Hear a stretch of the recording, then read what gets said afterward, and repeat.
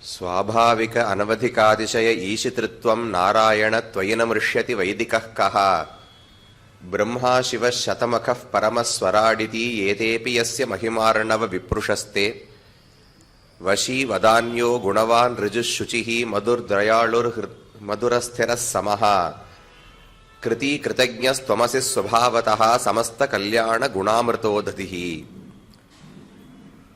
श्रीमद् वेदमार्ग प्रतिष्ठापनाचार्य उभय வேதாந்தாச்சாரியராய் பரமஹம்ச பரிவிராஜகாச்சாரியராய் எழுந்தருளியிருக்கும் ஸ்ரீ யதுகிரி எதிராஜ நாராயண ராமானுஜீயர் சுவாமியின் திருவடித்தாமரைகளில் அடியனுடைய தண்டவத் பிரணாமங்களை சமர்ப்பித்துக் கொண்டு இங்கு எழுந்தருளியிருக்கும் ஸ்ரீகாரியம் சுவாமியின் திருவடிகளிலும் மற்றுமுண்டான பாகவதர்கள் திருவடிகளிலும் அடியனுடைய பிரணாமங்களை தெரிவித்துக் கொள்ளுகிறேன். ஸ்ரீவே மண்டயம் நாயகம் ராமானுஜம் சுவாமியினுடைய திருநக்ஷத்திர வைபவத்தை முன்னிட்டு 3 நாட்களுக்கு பக்தர்கள் சேர்ந்து பகவானுடைய குணானுபவம் செய்வதற்காக இந்த நிகழ்ச்சிகள் ஏற்படுத்தப்பட்டுள்ளன. ஒரு ஸ்ரீவைஷ்ணவன் இங்கு இருக்கும் நாள் உகந்தருளின நிலங்களிலே பிரவணராய் குணானுபவ கைங்கரியங்களே பொழுதுபோக்காக கொள்ள வேண்டும் என்று பிள்ளை உலகாரியன் தெரிவிக்கிறார். பகவானை சரணமாக பற்றுகிறோம். பஞ்சசம்ஸ்காரம் என்கிற சம்ஸ்காரத்தின் மூலம் சுவாமி ராமானுஜரோடு ஒரு தொடர்பை பெற்று அதற்கு பிறகு ஆச்சாரியன் காட்டின மார்க்கத்திலே ராமானுஜர் ஆசைப்பட்டபடிக்கு ஒரு சிறந்த பக்தனாக ஸ்ரீவைஷ்ணவனாக வாழ வேண்டும். ஆனால் நமக்கு சரணாகதி நடந்த உடனே மோட்சம் கிடைப்பது கிடையாது. அதற்கென்று சில காலம் இந்த உலகத்தில் காத்திருக்க வேண்டி இருக்கிறது. அந்த காலத்தை நாம் எப்படி போக்க வேண்டும் என்றால் பகவானுடைய குணங்களை தினமும் நினைத்துக் கொண்டே பொழுதுபோக்க வேண்டும். அவன் கோவில் கொண்டிருக்கக்கூடிய திவ்யதேசங்களில் நம்மால் இயன்ற கைங்கரியங்களை தவறாமல் செய்ய வேண்டும். இதுதான் ஒரு ஸ்ரீவைஷ்ணவனுடைய பொழுதுபோக்கு என்று தெரிவிக்கிறார்கள். அந்த கிரமத்தில் நாமும் ஆழ்வார்கள் காட்டின திவ்யதேசங்களின் ஏற்றங்களையும் ஆழ்வார்களுக்குள் இருக்கும் ஒற்றுமைகள் வேற்றுமைகளையும் ஆழ்வார் நமக்கு எந்த முக்கியமான கருத்துக்களை சொல்லுகிறார் என்பதையும் கடந்த 2 நாட்களிலே அனுபவித்தோம். அதைத் தொடர்ந்து இன்றைய தினம் மறுபடியும் பகவானுடைய குணங்களை பற்றி, அந்த குணம் என்பது யாது, அவை எப்படி பரமாத்மாவிடம் இருக்கின்றன, அந்த குணங்களால் நமக்கு என்ன நன்மை ஏற்படுகிறது, அந்த குணங்களை ஆழ்வார்கள் எவ்வாறு தங்கள் பாசுரங்களிலே அனுபவித்தார்கள் என்பதைத்தான் பார்க்க இருக்கிறோம்.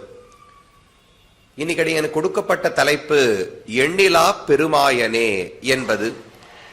இதுவும் ஆழ்வாருடைய பாசுரத்தில் வரக்கூடிய ஒரு சொற்றொடர்.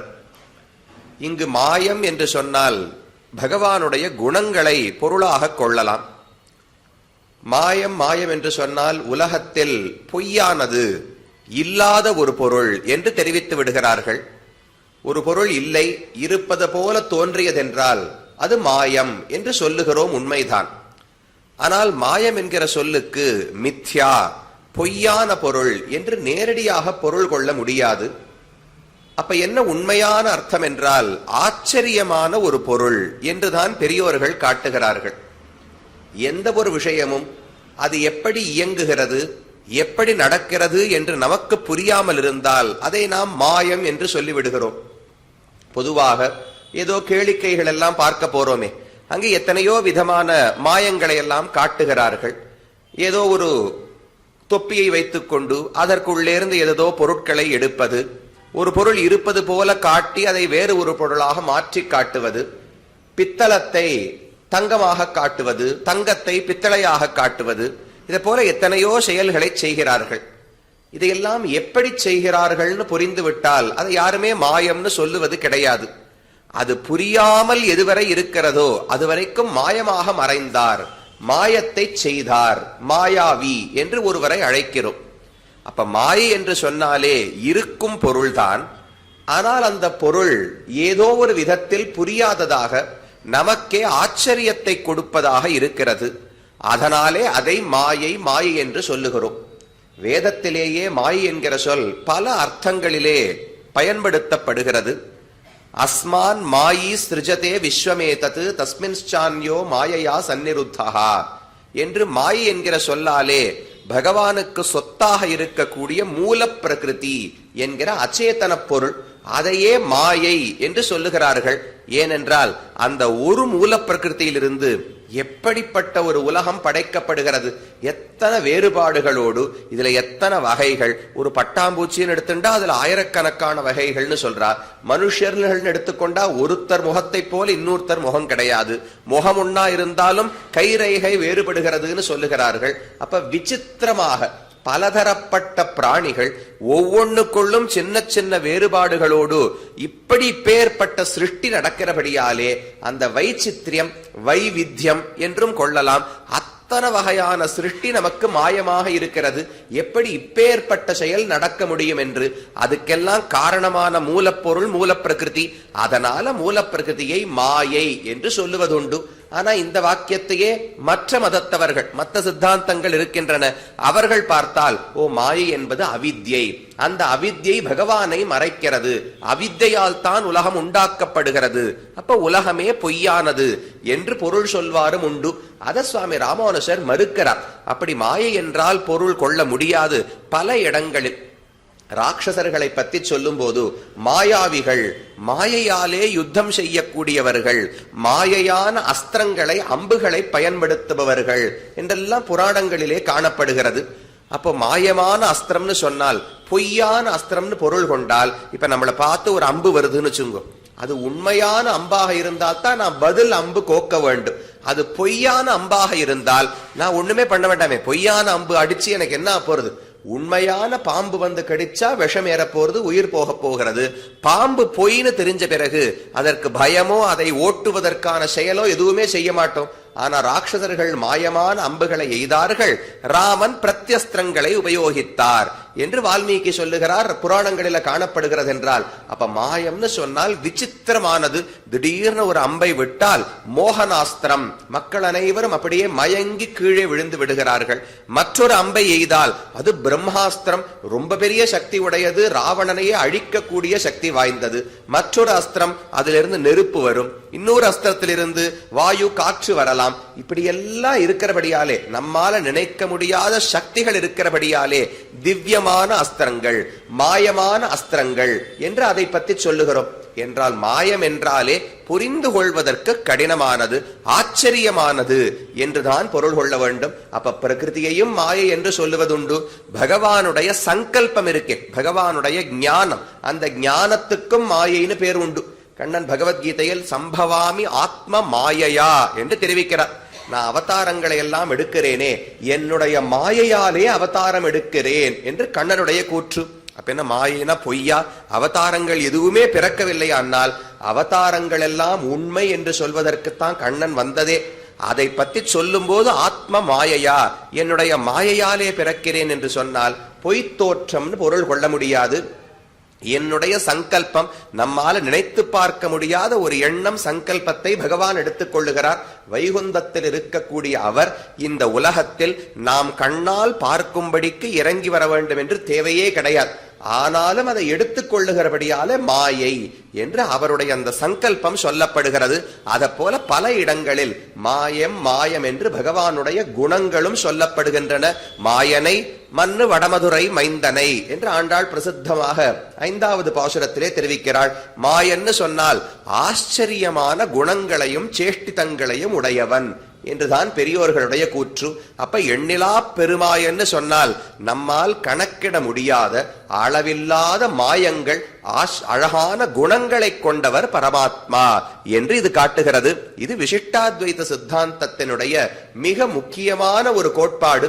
அத்வைதத்துக்கும் விசிஷ்டாத்வைதத்துக்கும் பல வேறுபாடுகள் உண்டு. அதுல ஒரு முக்கியமான வேறுபாடு, அத்வைதத்தின்படிக்கு பிரம்மம் பரமாத்மா என்று ஒருவர் இருக்கிறார், அவரை தவிர உலகத்துல எதுவுமே கிடையாது. அவருக்கு குணங்கள் என்பது கூட கிடையாது, அவருக்கு திருமேனி என்பது கிடையாது, அவருக்கு சொத்து விபூதின்னு சொல்லுகிறோமே, இந்த லீலா விபூதி நித்திய விபூதி அனைத்தும் பரமாத்மாவினுடைய உடைமையாக இருக்கிறது. அது எதுவுமே கிடையாது. அப்ப பகவான் குணங்கள் அற்றவர், விபூதி அற்றவர், அதே போல விக்கிரகமும் அற்றவர் என்பது அத்வைத சித்தாந்தம். ஆனா விசிஷ்டாத்வைதத்தில் அது வேதத்தில் ஒப்புக்கொள்ளப்பட்டதாக இல்லை என்று சுவாமி ராமானுஜர் தெரிவிக்கிறார். பல இடங்களிலே பகவானுக்கு குணங்கள் இருக்கின்றன என்று வேதமே சொல்லுகிறது. சத்தியகாமஹா சத்தியசங்கல்பஹா எஸ் சர்வஜ்ஞ சர்வவிது, இத போல எத்தனையோ வாக்கியங்கள் எடுத்து காட்டுறார். சர்வஜ்ஞஹா பகவான் உலகத்தில் இருக்கும் அனைத்தையும் அறியக்கூடிய வல்லமை படைத்தவர். நமக்கு அப்படி சொல்ல முடியாது. நாமெல்லாம் கிஞ்சித்ஞா அல்பஜ்ஞான்னு சொல்லுவார்கள். அல்பம்னா குறைவு, குறைந்த விஷயங்களைத்தான் நாம் தெரிந்து கொண்டிருப்போம். இந்த பூமியிலேயே ரொம்ப அறிவாளியா ஒருத்தர் எடுத்துக்கோங்க, நிறைய படிச்சு பொது அறிவெல்லாம் நிறைய இருக்கட்டும், எந்தெந்த வருஷத்துல என்னென்ன சண்டை நடந்ததுன்னு வரலாறெல்லாம் தெரியும், எந்தெந்த பொருள் எந்தெந்த இடத்துல கிடைக்கும், எந்தெந்த நம்ம சின்ன வயசுல படிக்கிறச்சே சொல்லுவாளோ இல்லையோ, பாரதத்தினுடைய ஒரு வரைபடத்தை வச்சுட்டு எங்கெல்லாம் நெல்லு விளையும், எங்கெல்லாம் கோதுமை விளையும், எங்கெல்லாம் கருப்பு நிறத்துல மண் இருக்கு, எங்கெல்லாம் சிவப்பு நிறத்துல மண் இருக்கு, இதை போல எத்தனையோ விஷயங்கள் இதெல்லாம் ஒருத்தருக்கு தெரியும்னு வச்சுங்களேன். அதுக்காக அவரை சர்வஜன்னு சொல்லிவிட முடியாது. அவருடைய ஞானம் இந்த பூலோகம் இந்த பாரதம் இதற்குள்ளத்தான் அடங்கி இருக்க வேண்டும். கண்ணுக்கு அப்பாற்பட்ட புலன்களுக்கு அப்பாற்பட்ட எத்தனையோ உலகங்கள் இருக்கின்றன, கண்ணுக்கே தெரியாத எத்தனையோ பொருட்கள் இருக்கின்றன. அப்ப நாம் யாருமே சர்வஜன் என்று சொல்லிக் கொள்ளவே முடியாது. சர்வஜ பட்டன் ஒருத்தருக்கு பேருண்டு. கூரத்தாழ்வான் பட்டர் இவர்கள் வாழ்ந்திருந்த காலம். ஸ்ரீரங்கத்துல திடீர்னு ஒருத்தர் காவேரி கரையிலே பட்டர் விளையாடி கொண்டிருந்தார். சின்ன குழந்தை, 5 வயசு 6 வயசு குழந்தையா இருப்பார்னு வச்சுங்க. பட்டர் பராசர பட்டர் விளையாடும் போது பல்லக்கிலே சர்வஜ பட்டன் என்று ஒருவர் அமர்ந்து கொண்டிருந்தார். அவருடைய சிஷ்யர்கள் எல்லாம் அவரை தோளிலே பல்லக்க சுமந்து கொண்டு ஸ்ரீரங்கத்தை நோக்கி வந்து கொண்டிருந்தார்கள். ஒரே கூச்சல். பெரிய சர்வஜ பட்டன் ஊர் ஊரா போய் எல்லா மதத்தவர்களையும் வென்று அவர்களுக்கு அறிவு கிடையாது, நான் தான் சர்வஜன், அனைத்தையும் அறிந்தவன் என்று நிலைநாட்டிக் கொண்டே வந்தாரா அவர். பராசர பட்டர் சின்ன குழந்தை, நிமிர்ந்து பார்த்தார், என்ன ஒரே சத்தமா இருக்கேன்னு. யாரோ ஒருத்தர் வருகிறார், சர்வஜன்னு பேர் சொல்லுவதாக கேட்டார். நேர குடுகுடுன்னு போய் பல்லக்குக்கு முன்னாடி நின்னார். என்னமோ சர்வஜ பட்டன்னு கேள்விப்பட்டேனே, நான் ஒரு கேள்வி கேட்டா பதில் சொல்ல முடியுமான்னு கேட்டாராம் பராசர பட்டர். சரி, சின்ன குழந்தை என்ன கேள்வி கேட்க போகிறது, பெரியவர்களோடு வாதம் பண்ணணும். இங்க வந்து திருவரங்கத்துல ராமானுஷர்னு இருக்காராம், கூரத்தாழ்வான் என்று இருக்கிறாராம், முதலியாண்டான் என்று இருக்கிறாராம். இவர்களோடெல்லாம் வாதம் செய்து அவர்களை தோற்கடித்து என் பெருமையை நிலைநாட்ட வேண்டும் என்று சர்வஜ பட்டன் வந்தார். சின்ன குழந்தை வழியிலே இருந்தது. சரி பிள்ளா, என்ன வேண்டுமோ கேள் என்று சர்வஜ பட்டன் சொன்னார். உடனே பராசர பட்டர் கீழே காவிரி கரையிலிருந்து ஒரு பிடி மண்ணை எடுத்து அவனிடத்துல காட்டி, இதுல எவ்வளவு மண் இருக்கிறதுன்னு உன்னால சொல்ல முடியுமான்னு கேட்டார். உண்மையாக சர்வஜனாக இருந்தால் அனைத்தையும் அறிய முடியும். அப்ப இந்த கைக்குள்ள எத்தனை மண் துகள்கள் இருக்கின்றன தெரியணுமோ இல்லையோ. யோவேத்தி யுகபத் சர்வம் பிரத்யக்ஷேண சதாஸ்வதா என்று தெரிவிக்கிறார் சுவாமி ஆளவந்தார் நாதமுனிகளுடைய ஸ்லோகம். எவன் ஒருவன் ஒரே காலத்தில் எல்லா உலகங்களிலும் எல்லா காலத்திலும் நடக்கும் அனைத்தையும் நேரடியாக காணும் சக்தி படைத்தவரோ அவரைத்தான் சர்வஜன்னு சொல்லுவார்கள். நம்முடைய ஞானத்தை யோசிச்சு பாருங்க. இப்ப கண்ணால எதை பார்க்க முடியும்? இப்போது இருக்கும் பொருள்களை மட்டும்தான் பார்க்க முடியும். நேற்றைக்கு ஒருவர் இங்கு வந்திருந்தார், ஞாயிற்றுக்கிழமை, அதனால வந்திருந்தார். இன்னைக்கு திங்கக்கிழமை வர முடியலன்னு வச்சுக்கோ, இன்னைக்கு அவரை என்னால பார்க்க முடியாது, ஏன்னா இப்போது அவர் இங்கு இல்லை. அதே போல எல்லா பொருள்களையும் எல்லா இடத்திலும் இருக்கும் பொருள்களை என்னால பார்க்க முடியாது, இங்கு இருப்பவர்களை மட்டும்தான் பார்க்க முடியும். அதுவும் என்னால கண்ணால பார்க்கக்கூடியது முன்னிருக்கிற பொருள்களைத்தான். ஆனா பகவானுக்கு எப்படி சக்தினால் யுகபத்து, ஒரே காலத்தில் சர்வம் அனைத்து பொருள்களையும் பார்க்க முடியுமா? அந்த பொருள் அருகில இருக்க வேண்டும்ங்கிற தேவை கிடையாது, எங்கு வேணாலும் இருக்கலாம். இந்த சுவர் இருக்கே, சுவத்துக்கு பின்னாடி யார் இருக்கான்னு நமக்கு தெரியாது, ஆனா பகவானுக்கு தெரியும். யார் எந்த இடத்தில் தடைக்கு பின்னாடி கதவுக்கு பின்னாடி இருந்தாலும் அனைத்தையும் அறியக்கூடிய வல்லமை உண்டு. சின்ன சின்ன அணுவை போல ஒன்று இருந்தாலும் அதையும் அவரால் அறிந்து கொள்ள முடியும். பெரிய பொருளாக இருந்தாலும் அறிந்து கொள்ள முடியும். அதுதான் உண்மையான சர்வஜத்துவம். பட்டர் கேள்வி கேட்டதுக்கு அவருக்கு பதில் தெரியல. இது என்ன சின்ன பிள்ளைத்தனமான கேள்வி, இதுக்கு யாருமே பதில் சொல்ல முடியாது. கைக்குள்ள எத்தனை மணல் எவ்வளவு மணல் இருக்குன்னு கேட்டா யாரால சொல்ல முடியும்? அதெல்லாம் பதிலே இல்லாத கேள்வின்னு தெரிவித்தார். பட்டர் உடனே சிரித்தாரா, நான் எவ்வளவு மண் இருக்குன்னு கேட்டால் எத்தனை துகள்கள் இருக்குன்னு சொல்லணும்னு ஏதான நிர்பந்தம் இருக்கிறதான்னு ஒரு பிடி மண்ணுன்னு சொல்லி இருக்கலாமே. நான் எத்தனை மணல் துகள் இருக்குன்னு கேட்கல, இது எவ்வளவு மணல்னு கேட்டேன். ஒரு பிடி மண்ணுன்னு சொல்லி இருந்தால் பதில் சரியான பதில் தானே. இத கூட சொல்ல தெரியாதவன் நீ என்ன சர்வஜ்ஞ பட்டன்னு பட்டர் கேட்டிருக்கார். அவர் பல்லக்கிலிருந்து இறங்கினார், சாஷ்டாங்கமா விழுந்து பட்டரை சேவித்தார். பிள்ளாய் நீ யாருன்னு கேட்டார். கூரத்தாழ்வானுடைய குமாரர்னு சொன்னார். எடுத்து மடியில் அமர்த்தி கொண்டு நேர ஸ்ரீரங்கத்துக்குள்ள போய் கூரத்தாழ்வான் வீட்டு வாசல்ல விட்டுட்டு ஆண்டாள் நாச்சியார் அழைத்து, அவருடைய திருத்தாயாரை அழைத்து, இந்த குழந்தை ரொம்ப மேதாவிலாசத்தோடு இருக்கு, வெளியில கண் திருஷ்டி படும்படி அனுப்ப வேண்டாம், பத்திரமா பாத்துக்கோங்கன்னு சொல்லி திரும்ப புறப்பட்டு வெளியில போயிட்டார். மற்றவர்களோடலாம் வாதம் பண்ண வேண்டாமா, சர்வஜன்னு நிலைநாட்ட வேண்டாமா என்றால், குழந்தை கேட்கிற கேள்விக்கே பதில் சொல்லவில்லை என்றால் இன்னும் தகப்பனார் கூரத்தாழ்வான், அவருக்கும் மேல இருக்கிறவர் ராமானுஷர். அப்போ ஆற்றப்படைத்தான் மகனே அறிவுராய்னு சொல்றோமோ இல்லையோ, இத்தனை கூரத்தாழ்வான் ரொம்ப உயர்ந்த ஞானி தான், பெரிய பக்தர் தான். அப்பேற்பட்ட பல்லாயிரம் பக்தர்களை தனக்கு சிஷ்யர்களாக கொண்டவர் ராமானுஷர் என்றால் அவர் எவ்வளவு பெரியவரா இருக்கணும். அவரோடு வாதமே வேண்டாம்னு சொல்லி புறப்பட்டு போனாராம். அப்ப சர்வஜத்துவம்னு சொன்னால் எந்த பொருள் எங்கிருந்தாலும் எப்படி இருந்தாலும் அறிய முடியும். அந்த குணம் பகவானுக்கு உண்டு என்று சாஸ்திரம் சொல்லுகிறது. பரா அஸ்ய சக்திஹி விவிதைவ ஸ்ரூயதே, எல்லை இல்லாத சக்தி உண்டு. மற்ற யாராலும் செய்ய முடியாத செயல்களை கூட பகவான் செய்து காட்டுகிறார். 7 வயசு குழந்தை கோவர்தன மலையை பொதுவா தூக்க முடியாது, அவர் தூக்கி காட்டுகிறார். உலகம் அனைத்தையும் சின்ன குழந்தை தன் வயிற்றிலே வைத்து அடக்கி காட்ட முடியாது, பகவான் வடபத்திரசாயியாக பண்ணி காட்டுகிறார். இது போல எத்தனையோ அரிய செயல்களை செய்கிறபடியால் அந்த அளவுக்கு பகவானுக்கு சக்தி உண்டு. இந்த உலகத்தை படைக்கிறாரே, நமக்கு ஒரு சின்ன வீடு கட்டுறதுக்குள்ளேயே போறோம் சுவாமி, வாழ்க்கையில ஒரு தடவை தான், இனிமே அந்த பக்கத்துக்கே நான் போறது இல்லைன்னு முடிவுக்கு வந்துருவோம். அவ்வளவு கட்டமா இருக்கு. 1 வருஷம் 1.5 வருஷத்துல வீடு கட்டுறதுக்குள்ள. இப்பேற்பட்ட வீடு பகவான் கட்டுகிறார் என்னால், வீட்டை பண்ணி விளையாடும் விமலன் தன்னை கண்டீரேன்னு ஆண்டாளுடைய பாசுரம். விளையாட்டா வீட்டை பண்ணுகிறார். இந்த உலகத்தை எல்லாம் 14 லோகங்கள் கொண்ட அண்டத்தை பகவான் சிருஷ்டிப்பது விளையாட்டாக தெரிவித்தார். வேதவியாசர் பிரம்மசூத்திரங்கள்ல ஒரு கேள்வி கேட்கிறார். லோகவத்து லீலா கைவல்யம்னு பிரம்மசூத்திரத்துல ஒரு இடத்துல வருது. பகவான் உலகத்தை படைப்பது லீலையாக, விளையாட்டாக என்று தெரிவித்தார். உடனே ஒரு கேள்வி, விளையாட்டுன்னு எதை சொல்லுவோம்? ஒரு பெருசா உடம்புக்கு கஷ்டம் சிரமம் எதுவும் வராமல் மேலோட்டமா ஒரு ஆனந்தத்தை கொடுக்கக்கூடிய செயலுக்கு விளையாட்டுன்னு பேர் சொல்லலாம். இப்பேற்பட்ட உலகத்தை படைக்கணும்னால் வியர்வையா கொட்டி அதை தாங்க முடியாமல் கஷ்டப்பட்டு ஒரு காரியத்தை சாதித்தால் விளையாட்டுன்னு யாருமே சொல்ல மாட்டார்கள். அப்ப ஜகத்தை படைப்பது எப்படி விளையாட்டாகும்னு கேள்வி. அது பதில் சொல்றார், அவர் எங்க கஷ்டப்படுறார்? சங்கல்பத்தாலே தான் உலகத்தை அனைத்தையும் பகவான் படைக்கிறார். சோகாமயத பகுஸ்யாம் பிரஜாயேய என்று உபனிஷத்து சொல்லுகிறது.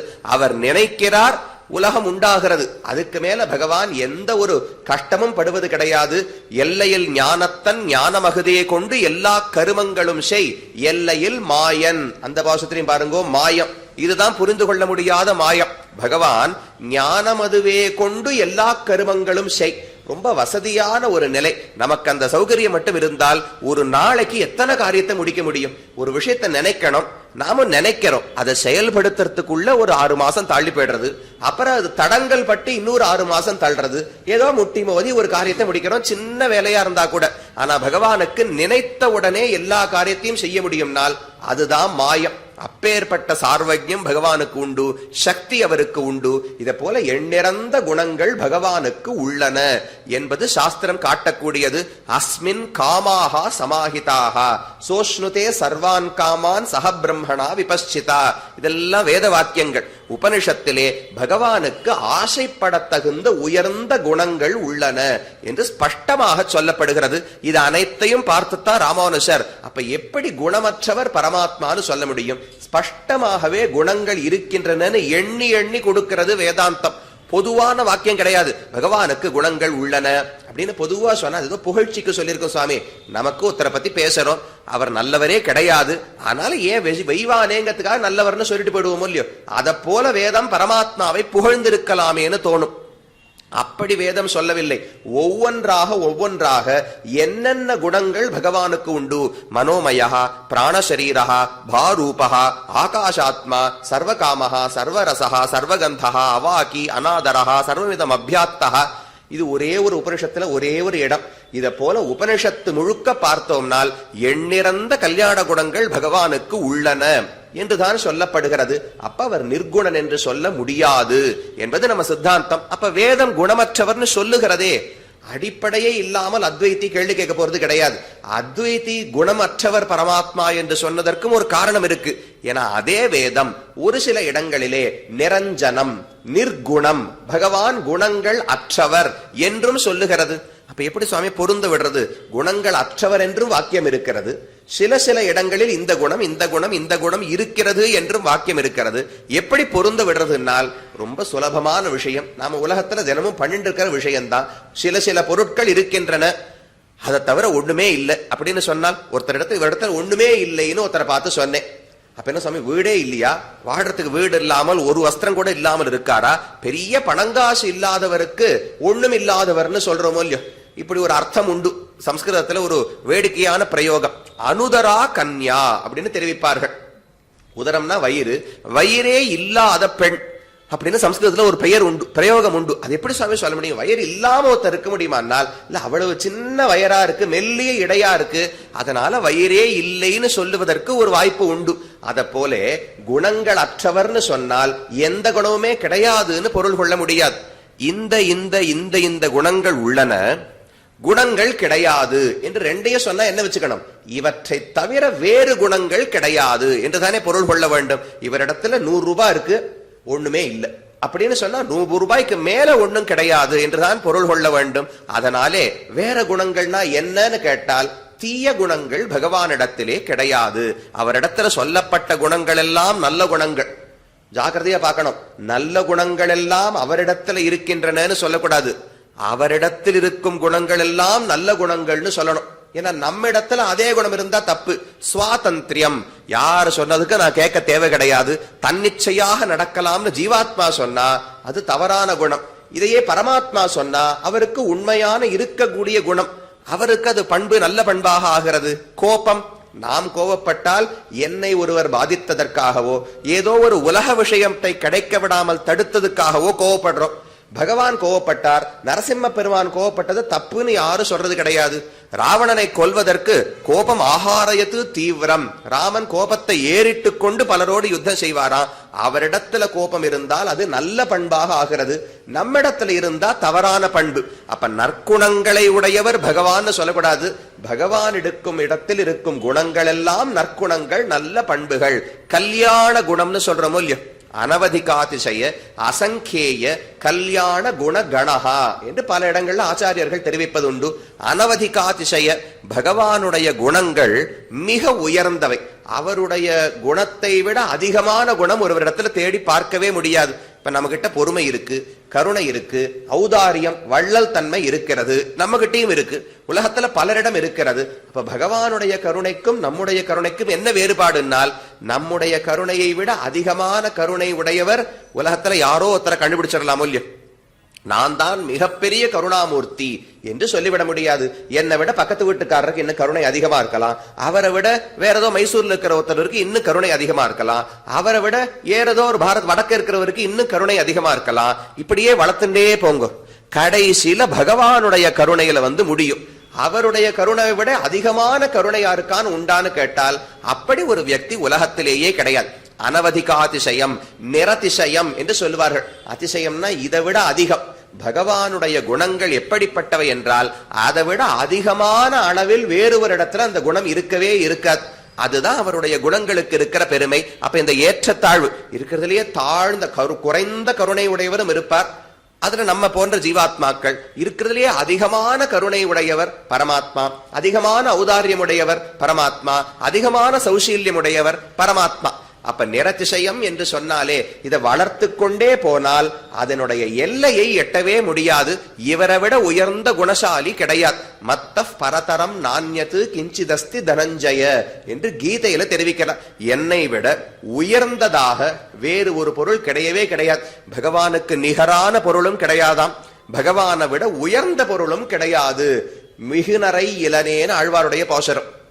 பகவானுக்கு மிகுனர் அப்படின்னா அவரை விட உயர்ந்தவர்கள், அவனுக்கு ஒப்பானவர்களும் கிடையாது, அவனை விட உயர்ந்தவர்களும் கிடையாது. அப்ப தன்னை தவிர உலகத்தில் இருக்கும் அனைவருமே தன்னை விட தாழ்ந்தவர்கள். தாழ்ந்தவர்கள் அவரளவுக்கு கருணையோ பொறுமையோ வேற ஒரு குணமோ யாரிடத்திலும் கிடையாது. அப்ப நிரதிசயம், ஒவ்வொரு குணத்தையும் ஆழம் காணவே முடியாது. பகவானுடைய குணங்கள் ஒரு பெரிய பிரவாகம், கடலை போல, ஒரு நதியை போல. அதுல ஒரு இடத்துல பள்ளம் குறைவா இருக்கும், இன்னொரு இடத்துல பள்ளம் பெருசா ஆழமா இருக்கலாம். ஒரு இடத்துல காலை வச்சோம்னா நாமே முழுகி போய் விடுவோம், இன்னொரு இடத்துல காலை வச்சா யானையா இருந்தா கூட உள்ள விழுந்துரும். அப்பேற்பட்ட பள்ளத்தாக்கு இருக்குமோ இல்லையோ, அத போல பகவானுடைய குணங்கள் ஒவ்வொன்றும் ஆழம் பார்க்க போனால் அதை பேசி முடிக்கவே முடியாது. யதோவாச்சோ நிவர்த்தந்தே அப்பிராப்ய மனசாசக ஆனந்தம் பிரம்மணோ வித்வான் என்று உபனிஷத்துக்கள் சொல்லுகின்றன. பகவானுடைய குணங்களுக்கு எல்லை காணவே முடியாது, ஆழம் காண முடியாது. இது ஒரு பெருமை. சரி சுவாமி, அத போல என்ன ஒரு குணம் நான் கூட வளர்த்துக்கிறேனே. ரொம்ப தபஸ் பண்ணி கஷ்டப்பட்டு அஹிம்சைன்னு ஒரு குணம் எடுத்துப்போம், சத்தியம் பேசுவதுன்னு ஒரு குணம் எடுத்துப்போம், அல்லது கோபம் இல்லாமல் பொறுமையோடு இருப்பதுன்னு ஒரு குணம் எடுத்துப்போம். வாழ்க்கை முழுக்க கஷ்டப்பட்டு அந்த குணத்தை வளர்த்து வளர்த்து வளர்த்து இன்னும் எத்தனை பிறவி எடுத்தாலும் வளர்த்துட்டே போறேன்னு வச்சுங்களேன். அப்ப பகவான் அளவுக்கு எனக்கு கருணை வளர்ந்துரும். பகவான் அளவுக்கு வளர்ந்துருமான்னா ஒரு நாளும் வளராது. அப்படியே வளர்ந்தாலும் ஒரு குணம் வேணா இருக்குமா? அவரிடத்தில் இதை போல எண்ணிலாத குணங்கள் இருக்கின்றன. அசங்கேய கல்யாண குணகணஹா. பகவானுடைய குணங்களை எண்ண வேண்டும் என்றால் ஒருத்தர் எண்ண முடியாதுன்னு சொல்றது கூட தப்பு. ஒருத்தர் ரொம்ப பெரியவர் இருக்கார், வசிஷ்டர் இருக்கார், வால்மீகி இருக்கார்.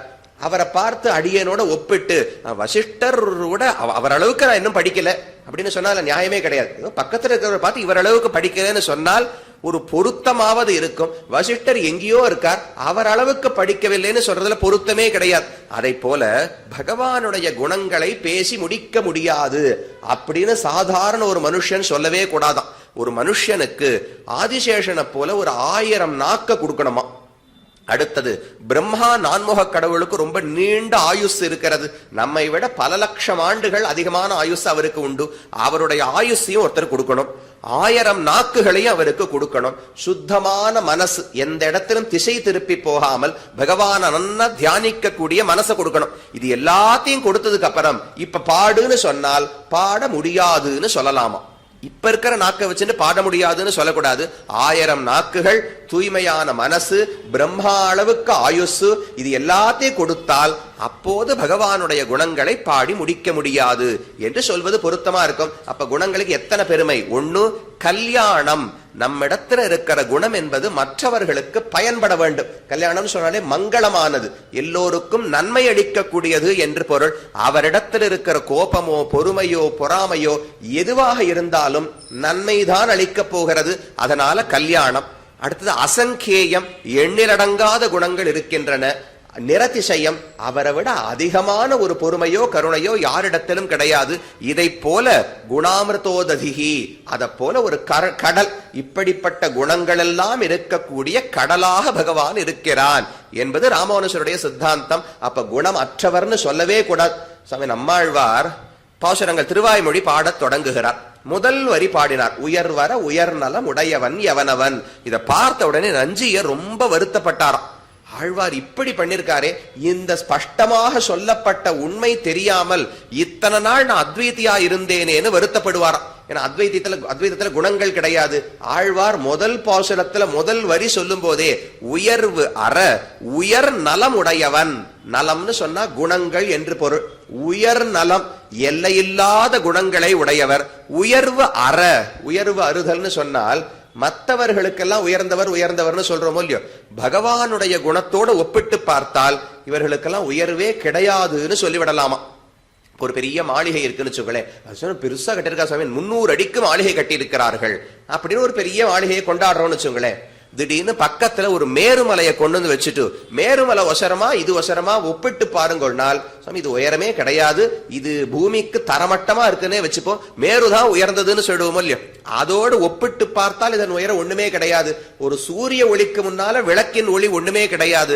அதை போல பகவானுடைய குணங்களோடு ஒப்பிட்டு பார்த்தால் மற்றவர்களுக்கெல்லாம் உயர்வு இருக்கிறது என்றே சொல்ல முடியாது. அப்ப மற்றவர்களுடைய உயர்வு அற உயர்வே இல்லாமல் போகும்படிக்கு உயர் நலமுடையவன், மிக உயர்ந்த குணங்களை உடையவர்னு முதல் வரியில சொல்றார். இத நஞ்சியரும் மத்த ஆச்சாரிகளும் சொல்லுவார்களாம். முதல் வரியிலேயே ஆழ்வார் கழுத்தை பிடிக்கிறார். அத்வைத்தம் தவறென்று யாரு வந்து கேட்டு பதில் சொல்லல.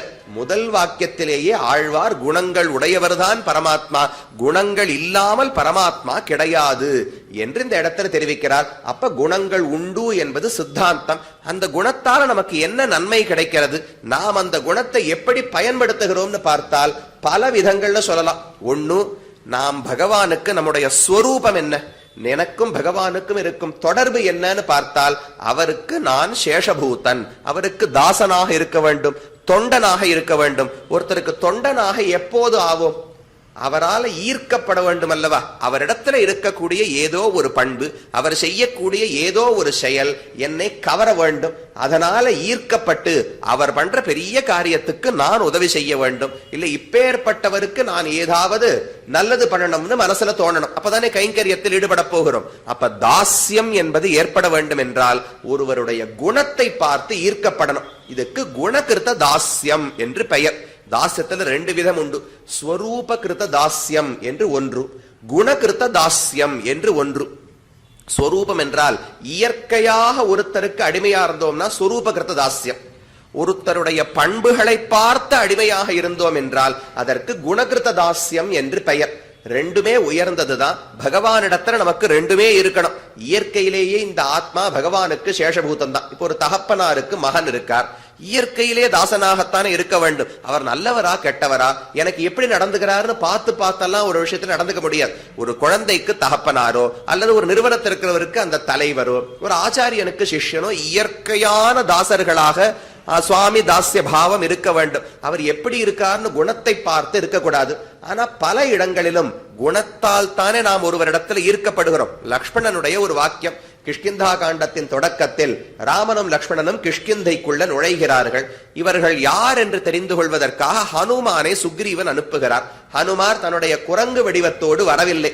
தான் யாருன்னு அவர்களுக்கு காட்டக்கூடாது, ஆனா இவர்கள் யார் என்று தெரிந்து கொண்டு விட வேண்டும். இந்த எண்ணத்தோடு ஒரு பிக்ஷுவாக அந்த வழிப்போக்கரை போல ஒரு வேடத்தை இட்டுக்கொண்டு ஹனுமான் நேர வந்து நின்னார். நீங்கள் யார், நான் இந்த போல இருக்கிறேன்னு சொல்ல வந்தவர் உண்மையில சுக்ரீவனை பத்தி சொல்லக்கூடாதுன்னு நினைச்சார். ஆனா வந்தவுடனே ராமனை சேவித்து அவனிடத்துல எல்லா உண்மைகளையும் சொல்லிவிட்டார். ராமா நீ யார், எனக்கு பதில் சொல்லுன்னு ஹனுமான் கேட்கிறார். அப்ப ராமன் தான் பதில் சொல்லவில்லை, லக்ஷ்மணனை விட்டு ஹனுமானுக்கு பதில் சொல்லுகிறார். அப்ப லக்ஷ்மணன் அறிமுகப்படுத்தணுமோ இல்லையோ, இவரை பத்தி இவர்தான் தசரதனுடைய குமாரன், மூத்த மகன், இவரிடத்துலதான் ராஜ்யம் கொடுப்பதாக இருந்தார். அப்புறம் கைகேயினுடைய வரத்தால் கிடைக்கவில்லை, காட்டுக்கு அனுப்பினார். 14 ஆண்டுகள் அங்கங்கு இருந்தோம். இதெல்லாம் கதையை சொல்லி இன்னார்தான் ராமர் என்று சொல்லி முடித்து விட்டார். அடுத்து நான் யாருன்னு சொல்லணுமோ இல்லையோ, அப்ப சொல்லும் போது அகம் அஸ்ய அவரோ பிராதா குணைர் தாஸ்யம் உபாகதா என்று லக்ஷ்மணனுடைய ஸ்லோகம். நான் இவருக்கு தம்பி.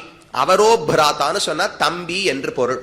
குணைஹி தாஸ்யம் உபாகதா, அவருடைய குணங்களுக்கு தோற்ற அடிமை நான் என்று லக்ஷ்மணன் சொல்லிக் கொள்ளுகிறார். இதுல ரெண்டு அடையாளமா, அவருக்கு நான் தம்பின்னு ஒரு அடையாளம், குணங்களுக்கு தோற்ற அடிமைன்னு ஒரு அடையாளம். எதுக்கு ரெண்டு அடையாளங்கள் சொல்றார்னால், ராமனுடைய அபிப்பிராயத்தால ஒரு அடையாளமா, லக்ஷ்மணனுடைய அபிப்பிராயத்தால ஒரு அடையாளமா. அகம் அஸ்ய அவரோபிராத்தான்னு இருக்கும் இல்லையா. ஒருத்தரை பத்தி சொல்றோம், ஒரு விஷயம் இவருக்கு இது அப்படின்னு சொன்னோம்னா அது உண்மையா இருக்கணும் தேவை கிடையாது. இப்ப இங்க இருக்கிற யாரோ ஒருத்தர் வச்சு இவர் இருக்காரே இவருக்கு பெங்களூர் தான் ஸ்வர்க்கமே அப்படின்னு சொன்னா இவருக்கு பெங்களூர் தான் ஸ்வர்க்கம்னு சொல்றேன்னு வச்சுங்க. அப்ப என்ன நிஜமா பெங்களூர் ஸ்வர்க்கமா ஆயிட போறதான்? ஸ்வர்க்கம் வேறு உலகம், பெங்களூர் வேலை உலகம். அப்ப என்ன அர்த்தம்? இவர் அபிப்பிராயத்தாலே இந்த ஊர் தான் ஸ்வர்க்கம் என்று பொருளோ இல்லையோ. அதை போலத்தான் லக்ஷ்மணன் வாக்கியம் இருக்கு. அகம் அஸ்ய அவரோ பிராதா, ராமனுக்கு நான் தம்பி அப்படின்னா உண்மையில ராமனுக்கு தம்பின்னு அர்த்தம் கிடையாதான். ராமனுடைய அபிப்பிராயத்தால அவர் என்ன தம்பின்னு நினைச்சிட்டு இருக்கார். ஆனா அது உண்மை கிடையாது. தம்பின்னு சொன்னால் சொத்துல சமமான பங்கு கேட்கறதுக்கான உரிமை வந்துரும். லக்ஷ்மணன் சொல்றார், எனக்கு ஏது அந்த உரிமை? நான் தாசன், ராமனுக்குத்தான் ராஜ்யம், எல்லாமே அவனுக்கு சொந்தமே தவிர அவனோடு கூறு வாங்குவதற்கு, ராஜ்யத்துல தாயபாகத்துல பகுதி வாங்கறதுக்கு நான் இங்க வரவே இல்லை. அப்ப தம்பின்னு சொல்லிக் கொள்வது என் எண்ணம் கிடையாது. அவரிடத்துல கேட்டா லக்ஷ்மணன் என் தம்பின்னு சொல்லிக் கொள்வார். ஆனா எனக்கு என்ன எண்ணம் தெரியுமா? குணைஹி தாஸ்யம் உபாகதா, அவருடைய குணங்களை பார்த்து தோற்ற அடிமையாகத்தான் நான் இருக்கிறேன் என்று லக்ஷ்மணனுடைய வார்த்தை. அப்ப சுவாமி இயற்கையான தாஸ்யம் கிடையாதான்னு சொல்ல முடியாது. ராமனுக்கு குணம் இருந்தாலும் இல்லாவிட்டாலும் லக்ஷ்மணன் தாசன் தான். ஆனா குணங்களுக்கும் தோற்று போயிருக்காரோ இல்லையா, அதை தவிர்க்க முடியாது. பகவான் இடத்துல இப்ப யாரோ ஒருத்தர் நமக்கு தொடர்பே இல்லாதவர்னு வச்சுப்போம், அவரிடத்துல நமக்கு ஒரு ஈர்ப்பு ஏற்படுவது குணத்தால தான் இருக்கும். சிலரிடத்தில் எனக்கு அவர் உறவினரா இருக்கலாம், எனக்கு அவர் தகப்பனார், தாயார், நண்பர், ஏதோ ஒண்ணு இருக்கலாம். அவரிடத்துல இருக்கிற அன்பு குணங்களை பார்த்து வர வேண்டிய தேவை கிடையாது, தொடர்பின் அடிப்படையிலேயே வந்துவிடும். சில இடங்கள்ல ரெண்டு சேரலாமோ இல்லையோ. யாரோ ஒருத்தர் நண்பர் இருக்கார், நண்பர் என்கிற முறையிலும் எனக்கு அவர் ரொம்ப நல்லவர் வேணும், அவருக்கு நல்ல பண்புகள் இருக்கின்றன என்றும் அவரிடத்துல நாம் பிரீத்தியோடு இருக்கலாம். பகவான் இடத்துல இந்த ரெண்டும் சேர்ந்து இருக்கிறது. இயற்கையாகவும் அவர் தந்தை, நான் தனையன், அவர் படைத்தவர், நான் படைக்கப்பட்டவன், அவர் சேஷி, நான் சேஷபூத்தன். அதனால இயற்கையாவே தாஸ்யம் உண்டு. ஆனா அதோடு கூட அவருடைய குணங்களை பார்த்து தோற்ற தாசனாகவும் இருக்க வேண்டும். ரெண்டு சேர வேண்டும். சீதையை பத்தி, சீதைக்கும் அனசூயைக்கும் ஒரு விவாதம், ஒரு சின்ன உரையாடல் நடந்தது. ராமாயணத்திலே ஆரண்ய காண்டத்துல வரும்போது அத்ரி அனசூயா என்று ஒரு ரிஷி தம்பதிகள், அவர்கள் வீட்டுக்கு ராமனும் சீதையும் லக்ஷ்மணனும் வருகிறார்கள்.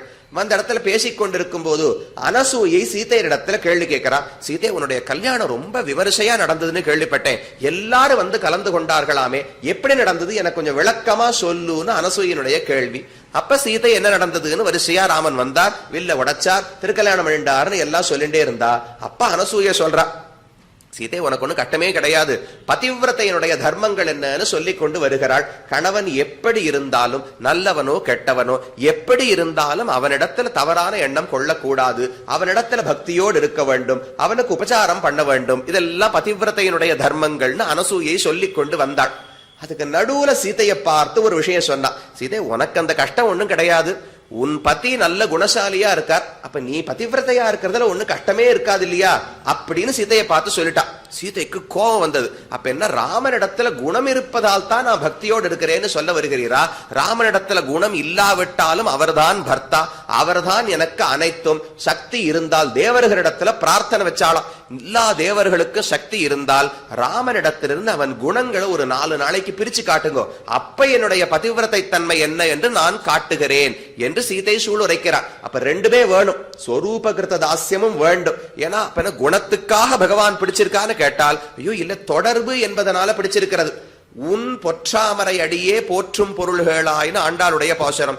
உன், பொன், தாமரை, அடி. அடிக்கு 3 விசேஷணம், 3 அடைமொழிகளை ஆண்டாள் சொல்லி இருக்கிறார். பொன் என்று சொன்னால் ரொம்ப உயர்ந்தது, மதிப்பற்றது, ரொம்ப விலை மதிப்பு உயர்ந்தது. தாமரைன்னு சொன்னால் இனிமையானது, தொடுவதற்கு மென்மையானது, போக்கியமானது. இது ரெண்டும் போராதா? ஒருத்தர் திருவடி பொன்ன போல இருக்கு, தாமரைய போல இருக்குன்னா பற்றிடலாம், என்னால் பற்றிவிட முடியாது.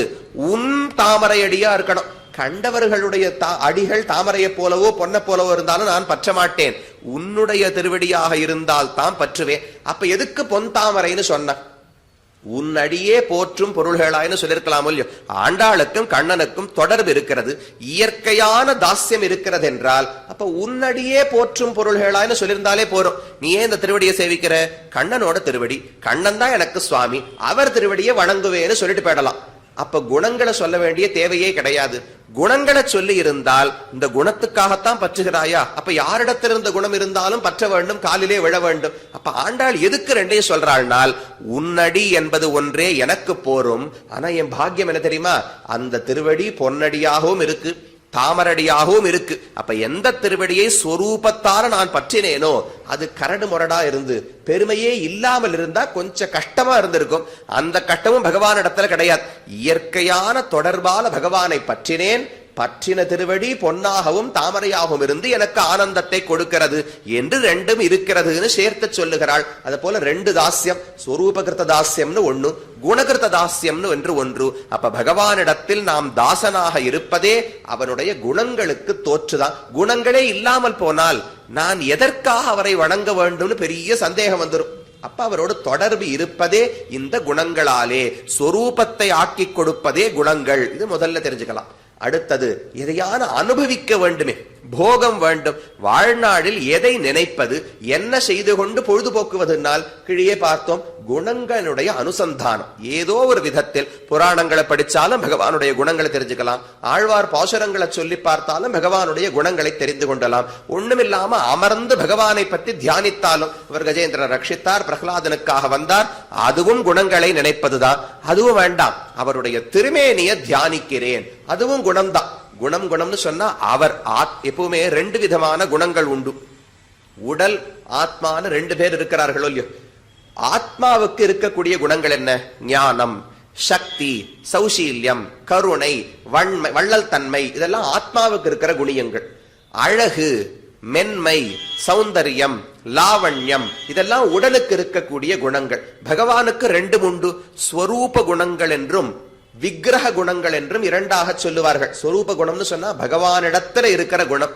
விக்கிரக குணங்கள்னு சொன்னால் திருமேனியில் இருக்கக்கூடிய ஔஜ்வல்யம், ஆர்தவம், ஆர்ஜவம், ஏதோ குணங்கள் எல்லாம் தெரிவிக்கிறார்களே. அப்ப ரெண்டு உண்டு. எதையும் வேண்டுமானால் நினைக்கலாம். தியானம் பண்ணும் போது திருமேனியையும் தியானம் பண்ணலாம், அவருடைய குணங்களையும் தியானிக்கலாம், சேஷ்டிதங்களையும் தியானிக்கலாம், இல்ல பாசுரங்களை சொல்லி சொல்லி குணானுசந்தானம் பண்ணலாம்.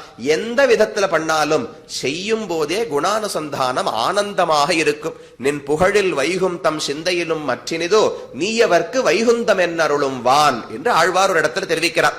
பகவானிடத்திய குணங்களை நினைத்து நினைத்து பக்தர்கள் ஆனந்தமா இருக்காளும். இந்த உலகத்திலேயே பிரம்மத்தை அடைய முடியும் என்பது நம்முடைய சித்தாந்தம். ரெண்டு பேரும் அத்வைதத்திலும் ஜீவன் முக்தி ஜீவன் முக்தின்னு ஒண்ணு சொல்லுவா. அப்ப இந்த உலகத்தில் இருக்கிறச்சேவே ஆத்மா முக்தி அடைந்து விடுவார் என்று ஒரு தத்துவம் உண்டு. நாம் அந்த ஜீவன் முக்தி என்பதை ஏற்றுக்கொள்வது கிடையாது. இந்த சம்சாரத்தை விட்டு பிராகிருதமான உடலை விட்டால் தான் முக்தி அடைய முடியும். இந்த உலகத்தில் இருக்க வரைக்கும் முக்தி கிடையாது. முக்தி அடைஞ்சா இந்த உலகத்தில் இருக்க முடியாது. அப்ப ஜீவன் முக்தி என்பது கிடையாது. ஆனால் முக்தி அடைந்தவனுக்கு நிகராக ஒருத்தர் இந்த உலகத்துல ஆக முடியும். அவரைத்தான் பூசுரர்கள்னு தெரிவிப்பார்கள். என்ன, அவர்களுக்கு நிகராக எந்த பெருமை கிடைக்கிறது என்றால், நித்திய சூரிகளோ முக்தாத்மாக்களோ எந்த ஆனந்தத்தை பெறுகிறார்கள்? பகவானுடைய குணங்களை அனுபவித்து அனுபவித்து அந்த ஆனந்தத்திலே திளைக்கிறார்கள். அதே அனுபவம் நமக்கும் இந்த உலகத்தில் கிடைத்து விட்டால் அப்ப முக்தர்களுக்கு சமமானவர் தானே. அந்த இன்பம் எனக்கு இருக்குன்னு ஆழ்வார் சொல்றார். நின் புகழில் வைகும் தம் சிந்தை. பகவானுடைய புகழ், அவனுடைய குணங்களை நினைத்து நினைத்து அதிலேயே ஆழங்கால் பட்டிருக்கிற ஒரு எண்ணம் இருக்கே, அந்த நினைவு மிகவும் இனிமையானது. அந்த நினைவின் இனிமையை விட மற்ற இனிதோ நீயவர்க்கு வைகுந்தம் என்னருளும் வான். வைகுந்தம் வைகுந்தன ஏதோ உலகத்தை கொடுக்கிறேன்னு சொல்லுகிறாயே, இந்த குணானுபவத்தை விட அது இனிமையா இருக்குமா? இருக்கும்னா அங்க வரே, இல்லைன்னா எனக்கு இதுவே போரும், இங்கேயே குணங்களை அனுபவித்துக் கொண்டு இருக்கிறேன் என்று ஆழ்வாருடைய பாசுரம். அப்ப குணங்கள் வைகுந்தத்தில் சென்று அனுபவிக்க வேண்டிய குணங்களை அங்கு செல்வதற்கு முன்னால் இங்கேயே அனுபவிக்க முடியும். பலமுந்து சீரில் படிமின் ஓவாதேன்னு ஆழ்வாருடைய பாசுரம். பலம் முந்துகிறது. அங்கு அடைய வேண்டிய குணானுபவத்தை இந்த உலகத்திலேயே நாம் பெற்று ஆனந்தத்தில் இருக்கலாமோ இல்லையோ. அதனால் முதல் பயன் குணங்களுக்கு. அதுதான் பகவானுக்கும் நமக்கும் தொடர்பு, சேஷத்துவம், தாஸ்யம் என்கிற தொடர்பை ஏற்படுத்துகிறது. அடுத்த உபயோகம் அதுதான் நமக்கு ஆனந்தத்தை கொடுக்கிறது. அதை நினைக்க நினைக்க ஏதோ ஒரு ஆனந்தம். ஏன்னா நமக்கு ஒருத்தர் வேண்டியவர் இருக்கார், அவர் இப்பேற்பட்டவரா இருக்கார். நான் ஒரு நிறுவனத்துல வேலை பார்க்கிறேன், எங்க முதலாளி அவ்வளவு பெரியவர் இவ்வளவு பெரியவர்னு எல்லாத்தையும் கொண்டாடுவோம். சமயம் உமக்கு அவர் என்ன பண்ணிருக்கார், நீ சம்பளம் கொடுக்கறதுக்காக நீர் வேலை பார்க்கிறீர், என்னமோ இவ்வளவு கொண்டாடிட்டு இருக்கிறீர் என்னால் அவருடைய பெருமை அவ்வளவு இருக்கு, எனக்கு தொடர்பு இருக்கு, கொண்டாடுறேன்னு சொல்லுவோம் இல்லையோ. அத போல பகவான் என்னை படைத்தவர், எனக்கு உபாயமாக பிராபியமாக இருக்கக்கூடியவர், மிக உயர்ந்தவராக இருக்கிறார்னு சொன்னால் அவருடைய பெருமைகளை சொல்லுவது நமக்கு கடமை. எஸ் சத்தியேன அதிவததி ஏஷத்துவா அதிவததி என்று உபனிஷத்து சொல்லுகிறது. இது ஒவ்வொருத்தரும் நமக்கு கடமைன்னு சொல்லுகிறது. பிரம்மத்தை ஒருவன் தெரிந்து கொண்டு அவர் மிக உயர்ந்தவர் என்று புரிந்து கொண்டால் அதை நமக்குள்ளேயே மனசுல போட்டு பூட்டி வச்சுக்கவே கூடாது. நாம பண்ற பெரிய நம்ம கட்டம் என்ன, எங்க வெளியில போனாலும் பேசறதுக்கு கூச்சமா இருக்கு. இத போல எல்லாரும் பக்தர்களா இருக்கிற இடத்துல தைரியமா பேசிடுறோம். ஒரு பள்ளிக்கூடத்துக்கு போனாலோ நிறுவனத்துக்கு போனாலோ எங்கேயோ வெளியில கேளிக்கைக்கு போனாலோ பகவான், பரமாத்மா, ஆன்மீகம், ஜீவாத்மா இதெல்லாம் பேசுறதுக்கு எங்களுக்கு வாய் வரமாட்டேங்கிறது சுவாமி. மத்தவாள்லாம் நன்னா கத்தி நன்னா அசௌக்கியமா பேசுறா, நமக்கு என்னமோ வாய் வரமாட்டேங்கிறது. உபனிஷத் சொல்றது சத்தியேன அதிவததி, பிரம்மத்தை உணர்ந்த அதிவாதம் பண்ணணுமா. அதிவாதம்னா நான் அறிந்த பொருள் உலகத்தில் அனைத்தையும் விட உயர்ந்ததுன்னு எல்லாருக்கும் எடுத்து சொல்லணும். அதை பண்ணுபவன் தான் உண்மையில் பகவானை புரிந்து கொண்டவன் என்று தெரிவிக்கிறார். அப்ப அந்த ஒரு போகம் ஆனந்தத்துக்கும் குணங்கள் தேவைப்படுகின்றன. மூணாவது தெரிவிக்கிறார் அபயஹேது. நாம பயமில்லாமல் இருப்பதற்கு பகவானுடைய குணங்கள் தான் நமக்கு மிகுந்த உறுதுணையாக இருக்கின்றன. பல இடங்கள் சன்மம் பலபல செய்து என்று ஆழ்வாருடைய ஒரு திருவாய்மொழி. அந்த திருவாய்மொழி முழுக்க ஆழ்வார் சொல்லுவது பகவானுடைய குணங்களை நான் பாடப்பெற்றேன், அவன் குணங்களை அனுபவிக்க பெற்றேன். யானோர் துன்பமில்லனே, யானோர் துக்கமிலனே, யானோர் குறைவிலனே. வரிசையா ஒவ்வொரு பாசத்தையும் பாடுறார். அல்லலில் இன்பம் அளவிறந்தெங்கும் அழகமர் சூழ் ஒளியன் அல்லிமகள் மகள் போகமயக்குக்கள் ஆகியும் நிற்கும் அம்மான் எல்லையில் ஞானத்தன் ஞானமகுதே கொண்டு எல்லா கர்மங்களும் செய் எல்லையில் மாயனை கண்ணனை தாழ்வத்தி யானோர் துன்பமிலனே. இப்படிப்பட்ட பகவானை பற்றினபடியாலே, அந்த குணமுடையவரை பற்றினபடியாலே எனக்கு துக்கம் கிடையாது. பகவானுடைய குணங்களை அனுபவித்தபடியாலே நன்மையுடையவன் சீர் பரவப் பெற்ற யானோர் குறைவிலனேன்னு ஆழ்வார் பாசுரம். நன்மை உடையவன், குணங்களை உடையவரை நான் பற்றிருக்கேன். நான் நிர்குணமாக ஒரு நல்ல பண்பே அற்றவரை பற்றினவன் அல்ல. நான் இப்பேற்பட்ட குணசாலியை பற்றினபடியாலே எனக்கு எந்த குறையும் கிடையாது. அவனுடைய குணங்களை பறக்க பேசுகிறபடியாலே எனக்கு துக்கம் கிடையாது. அப்பேற்பட்ட குணசாலியை அண்டி இருக்கிறபடியால் எனக்கு துயரம் கிடையாது. துயரம்னா என்ன? நாளைக்கு ஒரு துக்கம் வந்துவிடுமோ என்கிற எண்ணம் எனக்கு வரப்போறது இல்லையே. பகவான் பார்த்து என் துக்கங்களை எல்லாம் போக்க போகிறார். துக்கத்தை எல்லாம் அடியாறுகளுடைய விரோதிகளுக்கு கொடுத்துருவாராம். பக்தர்கள் ஒரு பக்கம், அவர்களை வெறுப்பவர்கள் மற்றொரு பக்கம். முதல்ல எப்படி இருக்கும் சந்தர்ப்பம்? எப்படி இருக்கும்? பகவான் உலகத்திற்குள்ள அவதரிப்பதற்கு முன்னால் தீயவர்கள் நல்லவர்களை துன்புறுத்தி கொண்டே இருப்பார்கள். நல்லவர்களுக்கெல்லாம் பயம் இருக்கும். பகவான் பிறந்த உடனே என்ன பண்ணுவார்? என்னுடைய பக்தன் எதுக்கு பயப்படணும்? இவர்கள் வயிற்றில் இருந்த நெருப்பை எல்லாம் சேர்த்து நேரா அந்த எதிரிகள் வயத்துல வச்சிருவாராம். கஞ்சன் வயத்தில் நெருப்பென்ன நின்ன நெடுமாலேன்னு ஆண்டாளுடைய பாசுரம். நேற்று வரைக்கும் கம்சனால கண்ணனுக்கு என்ன ஆகிவிடுமோன்னு கோகுலத்தில் இருந்தவர்கள் எல்லாம் பயந்து போய் வயத்துல நெருப்ப கட்டுன்னு கட்டப்பட்டிருந்தாலும் கண்ணன் பார்த்தார், இவர்கள் பயப்படக்கூடாது, கம்சன் பயப்படணும்னு சொல்லி இவர்கள் மனசுல இருந்த பயத்தை எல்லாம் வாங்கி கஞ்சன் வயத்தில் நெருப்பென்று நின்ற அவன் வயத்துல நெருப்பெரியும்படிக்கு பகவான் செய்து விட்டார். அவனுக்கு பயத்தை கொடுத்தார் என்று பாசுரம். பக்தர்களுக்கு எந்த கட்டமும் வராது. செய்குந்தா வருந்தீமையுன் அடியார்க்கு தீர்த்து அசுரர்க்கு தீமைகள் செய்குந்தா என்று ஆழ்வாருடைய பாசுரம். பக்தர்களுக்கு வரும் தீமைகளை தடுத்து விடு, போக்கிவிடு. அந்த தீமைகளை எல்லாம் எதிரிகளுக்கு பண்ணி அவர்களை அழித்து விட வேண்டும். இத பண்ணுவார்னு தெரிந்தால் இந்த குணம் உண்டு. ஒரு கஜேந்திரனுக்கும் ஓடி வருகிற பண்பு இருக்கு. நரசிம்ம பெருமான் பிரகலாதனுக்காக வந்து ஹிரண்யகசிபுவை கொன்னார். நட்ட யோசிச்சு பாருங்கோ, அவர் இப்பதான் ஏன் பிறக்க முடிவெடுத்தார்? ஹிரண்யகசிபு நேத்து வரைக்கும் நல்லவராக இருந்தார். இன்னைக்குத்தான் நாராயணனமோ பிடிக்காம போச்சு, உடனே நரசிம்மர் பிறந்து கொன்று விட்டார் என்று கதை கிடையாது. பல ஆயிரம் ஆண்டுகளாக ஹிரண்யகசிபு விஷ்ணுவுக்கு எதிராகத்தான் செயல்பட்டு கொண்டிருந்தான். பல பக்தர்களையும் துன்புறுத்தி கொண்டிருந்தான். ஆனா அன்னைக்கெல்லாம் கோபமே வரவில்லை, பிறக்கவே இல்லை நரசிம்மனாக. திடீர்னு இப்ப தோன்றுகிறாரே, என்ன காரணம்னால் தன்னிடத்துல தவறு செய்தால் கூட பகவான் பொறுத்து கொள்வார். பக்தனிடத்துல பண்ண அபச்சாரத்தை அவரால் பொறுத்து கொள்ள முடியவில்லை. அப்ப பக்தனுக்கு தீமை வராமல் காப்பார்னு தெரிகிறது. அப்ப குணங்களை தெரிந்து கொள்ள அபயம், பகவானிடத்தில் இருக்கிற நம்பிக்கையாலே பயம் இல்லாமல் இருக்கலாம். ஆனா அதுல ஒரே ஒரு முக்கியமான கருத்து இருக்கு. அந்த தொடர்ச்சியை விடாமல் இருக்கணும். எதுவரைக்கும் பகவானுடைய நினைவை விடாமல் வைத்துக் கொள்ளுகிறோமோ அதுவரைதான் பயம் இல்லாமல் இருக்கும். இந்த சம்சாரம் என்பது மிக கொடியது. எப்பேற்பட்டவனாக இருந்தாலும் அது ஒரு ஆட்டம் ஆட்டித்தான் பார்க்கும். கூரத்தாழ்வானுக்கு கண்ணிழந்து கட்டப்படலையா? எத்தனையோ பேர் ராமானுஷர் இங்க இருக்க முடியாமல் மேலக்கோட்டைக்கு 12 வருஷங்கள் எழுந்தருள் இல்லையா? அப்ப யாராக இருந்தாலும் சம்சாரம் துன்பப்படுத்தும். ஆனா அதுல என்ன பண்ணணும்? பகவானுடைய குணங்களையே நினைத்துக் கொண்டு அதுல இடைவிடாமல் இருந்தோம் என்றால் அந்த பயம் நமக்கு இருக்காமல் ஆனந்தப்படலாம்.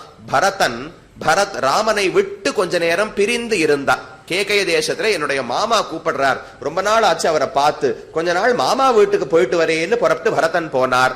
அப்பதான் ராமன் காட்டுக்கு அனுப்பப்பட்டது. 14 ஆண்டுகள் ராமன் விட்டு பிரிந்து துன்பப்பட்டார். லக்ஷ்மணனுக்கு அந்த கட்டமே கிடையாது. அது ஏன் இந்த வேறுபாடு? பரதனுக்கும் ராமபக்தி உண்டு, லக்ஷ்மணனுக்கு ராமபக்தி உண்டு. இன்னும் சொல்ல போனா ராமன் தான் தெய்வம், அவர்தான் சுவாமின்னு பரதனுக்குத்தான் அதிகமான எண்ணம். அப்ப பரதன் துன்பப்பட்டாரே, லக்ஷ்மணன் துன்பப்படவில்லையே, என்ன காரணம்னு கேட்டால் லக்ஷ்மணன் ராமனை விட்டுட்டு மாமாவை பாக்குறேன் சித்தப்பாவை பாக்குறேன் எங்கேயும் போகல. பரதன் ராமனை விட்டுட்டு எங்கேயோ போனாரோ இல்லையோ, அதனால சம்சாரம் துன்பத்தை கொடுத்து விட்டது. அதசஹா அபயங்கதோ பவதி யதா ஹேவேஷ ஏதஸ்மின் அதிருஷ்யே அனாத்மே அனிருப்தே அனிலேனே அபயம் பிரதிஷ்டாம் விந்ததே என்று தைத்திரிய உபனிஷத் சொல்லுகிறது. பகவானுடைய குணங்களுடைய எண்ணம் நமக்கு பயத்தை போக்கும். ஆனா எதுவரைக்கும் என்றால் அவனையே நினைச்சிருக்கிற வரைக்கும் பயம் வரவே வராது. அதை விட்டுட்டு திரும்ப நம்ம பார்த்தோம், நாம சேர்த்து வச்சிருக்கிற பாபங்கள், நமக்கு இருக்கிற தாழ்ச்சி, நமக்கு இருக்கக்கூடிய ஒழுக்கமின்மை, இதை பார்த்தோம்னா பயம் வளர்ந்துரும். அவரை பார்த்தோம்னா பயங்கள் எல்லாம் விலகும். அப்ப தொடர்ந்து பகவானுடைய சிந்தனையே இருக்கணும். வைகலும் எப்பவுமே பகவானை அனுசந்தானம் பண்ணும்போது, அவன் குணங்களை அனுசந்தானம் பண்ணும்போது நிறுத்தவே கூடாது. எப்பவுமே குணானுசந்தானம் செய்ய வேண்டும் என்றுதான் ஆழ்வாருடைய சித்தாந்தம். அப்ப ஸ்வரூபம், நாம் தாசன் என்று ஆக்குவதே குணங்கள் தான். அனுபவத்தை கொடுப்பவையும் குணங்கள் தான். அபயம், பயம் இல்லாமல் துயரத்தை போக்குபவையும் குணங்கள் தான். ஆனா இதுக்கு எல்லாம் மேல குணத்துக்கு ஒரு காரியம் இருக்கு. கீழே பயத்தை போக்கும்னு பார்த்தோமோ இல்லையோ, அந்த பயத்தை கொடுக்க கூடியவையும் அதே குணங்கள் தான். எத்தனை ஆழ்வார்கள் கஷ்டமே படலையா? பகவானுடைய குணங்களை நினைத்து ஆழ்வார்கள் எவ்வளவுக்கு எவ்வளவு ஆனந்தமா பாசுரம் பாடினார்களோ, அதே குணங்களை நினைத்து வருத்தப்பட்டு பாசுரம் பாடினதும் உண்டு. மணந்த பேராயா மாயத்தால் முழுதும் வல்வினையேன ஈறுகின்ற குணங்களை உடையாய் என்று ஆழ்வாருடைய பாசுரம். வல்வினையேன், நான் நிறைய பாவம் பண்ணிருக்கேன், உன்னை அடையக்கூடிய புண்ணியம் எனக்கு இல்லை, உன்னுடைய குணங்கள் தான் என்னை துன்புறுத்துகின்றன. மாயத்தால் முழுதும் வல்வினையேன ஈறுகின்ற நிரந்தன் ஊடுபுக்கு எனதாவியை உண்ணு உண்ணு உருக்கி உண்ணுகின்ற ஆழ்வாருடைய பாசுரம். அவருடைய குணங்கள் எல்லாம் எதுவரைக்கும் ஆனந்தமா இருக்கும்னால் அவரோடு சேர்ந்து இருக்கிற வரைக்கும் நன்னா இருக்கும். அவரை பிரிந்து, ஒரு காதலன் காதலி, நாயகன் நாயகி 2 பேர் இருக்கா, நாயகனுடைய நற்பண்புகளை எல்லாம் சிந்திக்கும் போது நாயகிக்கு ஆனந்தமாத்தான் இருக்கும். பிரியும் வரை, பிரிந்ததற்கு பிறகு அவர் எங்கேயோ ஊருக்கு போயிருக்கார், இல்ல கைவிட்டு விட்டார்னு வச்சுப்போம். அப்ப அவருடைய குணங்களை எல்லாம் நினைக்கும் போது ஐயோ அப்படிப்பட்டவர் கிடைக்கவில்லையே, அருகில் இல்லையேன்னு வருத்தம் தானே வரும்.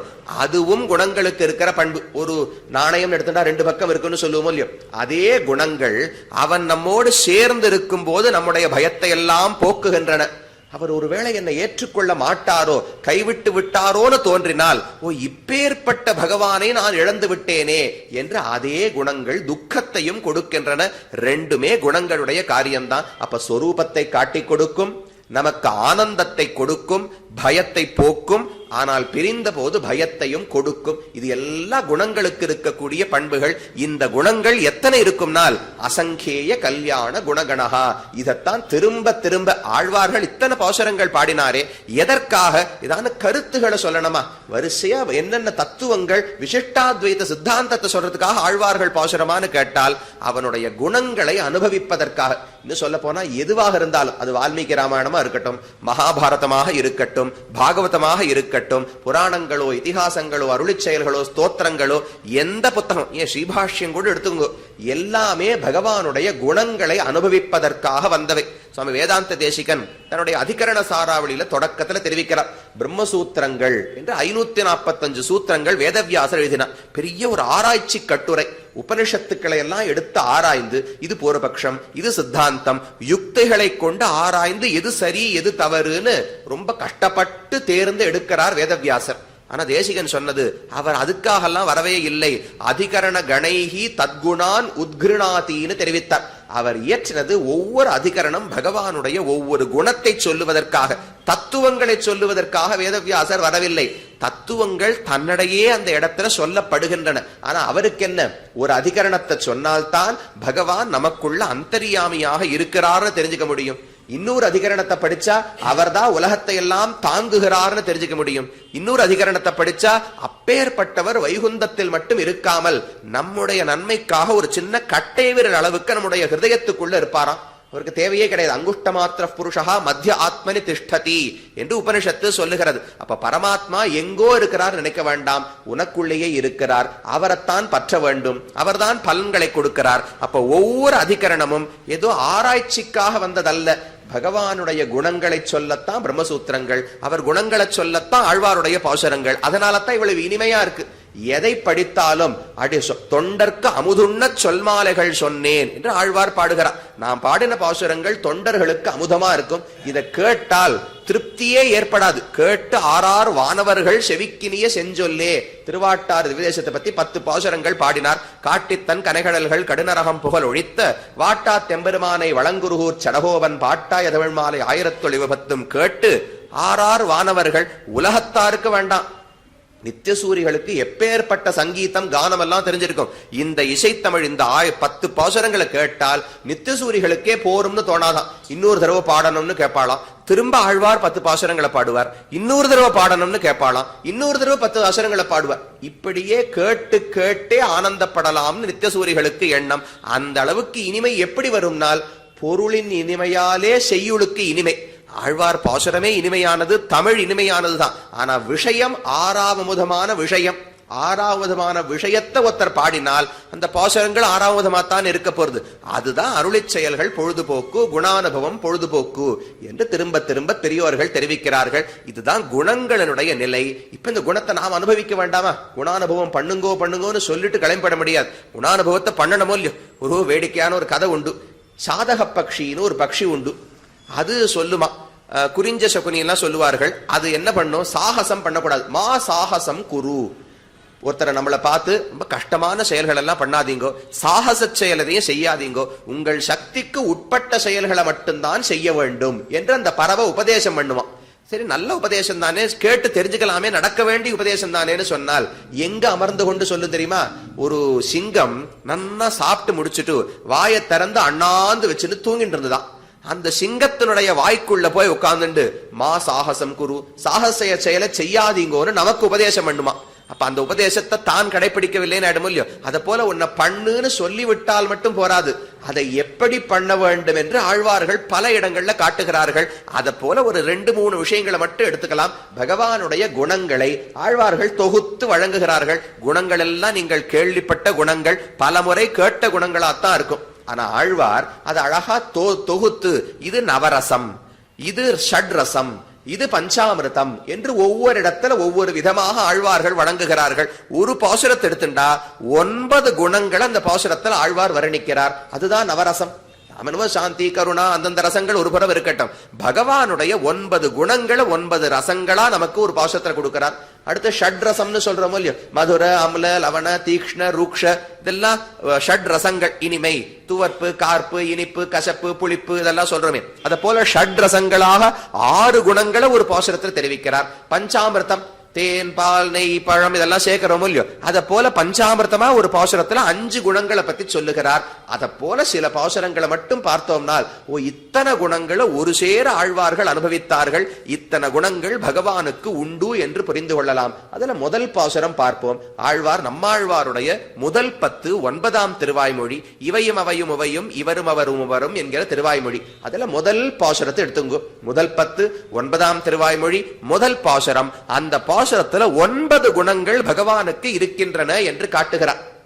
பெரியோர்கள் காட்டினது. பன்னீராயிரப்படியில இதை போல சொல்லுவார். இந்த பாசுரத்துல ஷட்ரசங்களை ஆழ்வார் தெரிவிக்கிறார், இந்த பாசுரத்துல நவரசங்களை காட்டுகிறார்னு ஆச்சாரியர்கள் தெரிவிக்கிறார்கள். என்ன நவரசங்கள்? சுலபமான பாசுரம், எளிமையான அர்த்தங்கள் தான். ஆனா இது ஒவ்வொன்னையும் பகவான் நமக்கு எப்படி செய்கிறார் என்று புரிந்து கொள்ள வேண்டும். பாசுரத்துக்கு அர்த்தம் என்னன்னு பார்ப்போம். இவையும் அவையும் உவையும், இவரும் அவரும் உவரும், எவையும் எவரும் தன்னுள்ளே ஆகியும் ஆக்கியும் காக்கும், அவையுள் தனிமுதலெம்மான் கண்ணபிரான் என்னமுதம் சுவையன் திருவின்மணாளன் என்னுடைய சூழலுளானே என்று ஆழ்வார் பாடுகிறார். ஆழ்வாருக்கு மெதுமெதுவா பகவான் அருகிலே வருகிறார். சாத்மிய போக பிரதாத்ருத்வம், ஒருத்தருக்கு அனுபவத்தை கொடுக்கணும். சட்டென்று அதிகமான பாரத்தை ஒருத்தர் கையில கொடுத்தா அவரால் தூக்க முடியாது. முதல்ல உடற்பயிற்சி பண்ற சேவை என்ன சொல்றா, முதல்ல ஒரு 5 கிலோ இருக்கிறத உன்னை தூக்கிக்கணும். அது கை பழகின்றதுனா அப்புறம் 10க்கு போகலாம், 15க்கு போகலாம், எவ்வளவு முடியறதோ தூக்கலாம். திடீர்னு ஒரு இடத்துல ஒரு 100 கிலோ இருக்கிற ஏதோ ஒரு அரிசி மூட்டையை கொடுத்து தூக்குன்னு சொன்னால் ஒத்தராலையும் தூக்க முடியாது. அத போல ஆழ்வாருக்கு இத்தனை நாள் என்னுடைய அனுபவம் இல்லாமல் ரொம்ப கஷ்டப்பட்டிருக்கார். இப்ப நான் போய் ஆழ்வாரோடு சேர்ந்து கலக்க வேண்டும். சட்டென்று போனால் ஆழ்வாரால் அந்த அதிர்ச்சியை தாங்க முடியாது. அப்ப மெதுமெதுவாக அவருக்கு அனுபவத்தை கொடுக்கணும்னு பகவான் ஆசைப்பட்டார். அப்ப முதல்ல சூழல், ஆழ்வார் இருக்கிற இடத்துல வந்து பக்கத்துல நின்றாராம். அப்புறம் கிட்டக வந்தாராம், ஏறி இடுப்புல உட்கார்ந்தாராம், மார்புல வந்தாராம், அவருடைய வாய்க்கு வந்தாராம், கண்ணுக்கு வந்தாராம், நெத்திக்கு வந்தாராம். நெத்தியுள் நின் என்னையாளும் நிறமலர் பாதங்கள் சூடி பகவான் என்னிடத்துல விட்டு பிரியாமல் இருந்தார் என்று ஆழ்வார் பாடுகிறார். அதுல இந்த பாசுரம் இவையும் அவையும் உவையும், இதெல்லாம் அச்சேதன பொருட்கள். இது அது இவைன்னு எதை சொல்லுவோம்? அறிவில்லாத பொருட்களைத்தானே அக்ரிணையில பிரயோகம் பண்ணுவோம். அப்ப இவை அவை உவை, தமிழ்ல 3 இத போல இடங்கள் உண்டு. ரொம்ப அருகில் இருக்கிற பொருளை இதுன்னு சொல்லுவோம், தொலைவில் இருக்கிற பொருளை அதுன்னு சொல்லுவது உண்டு.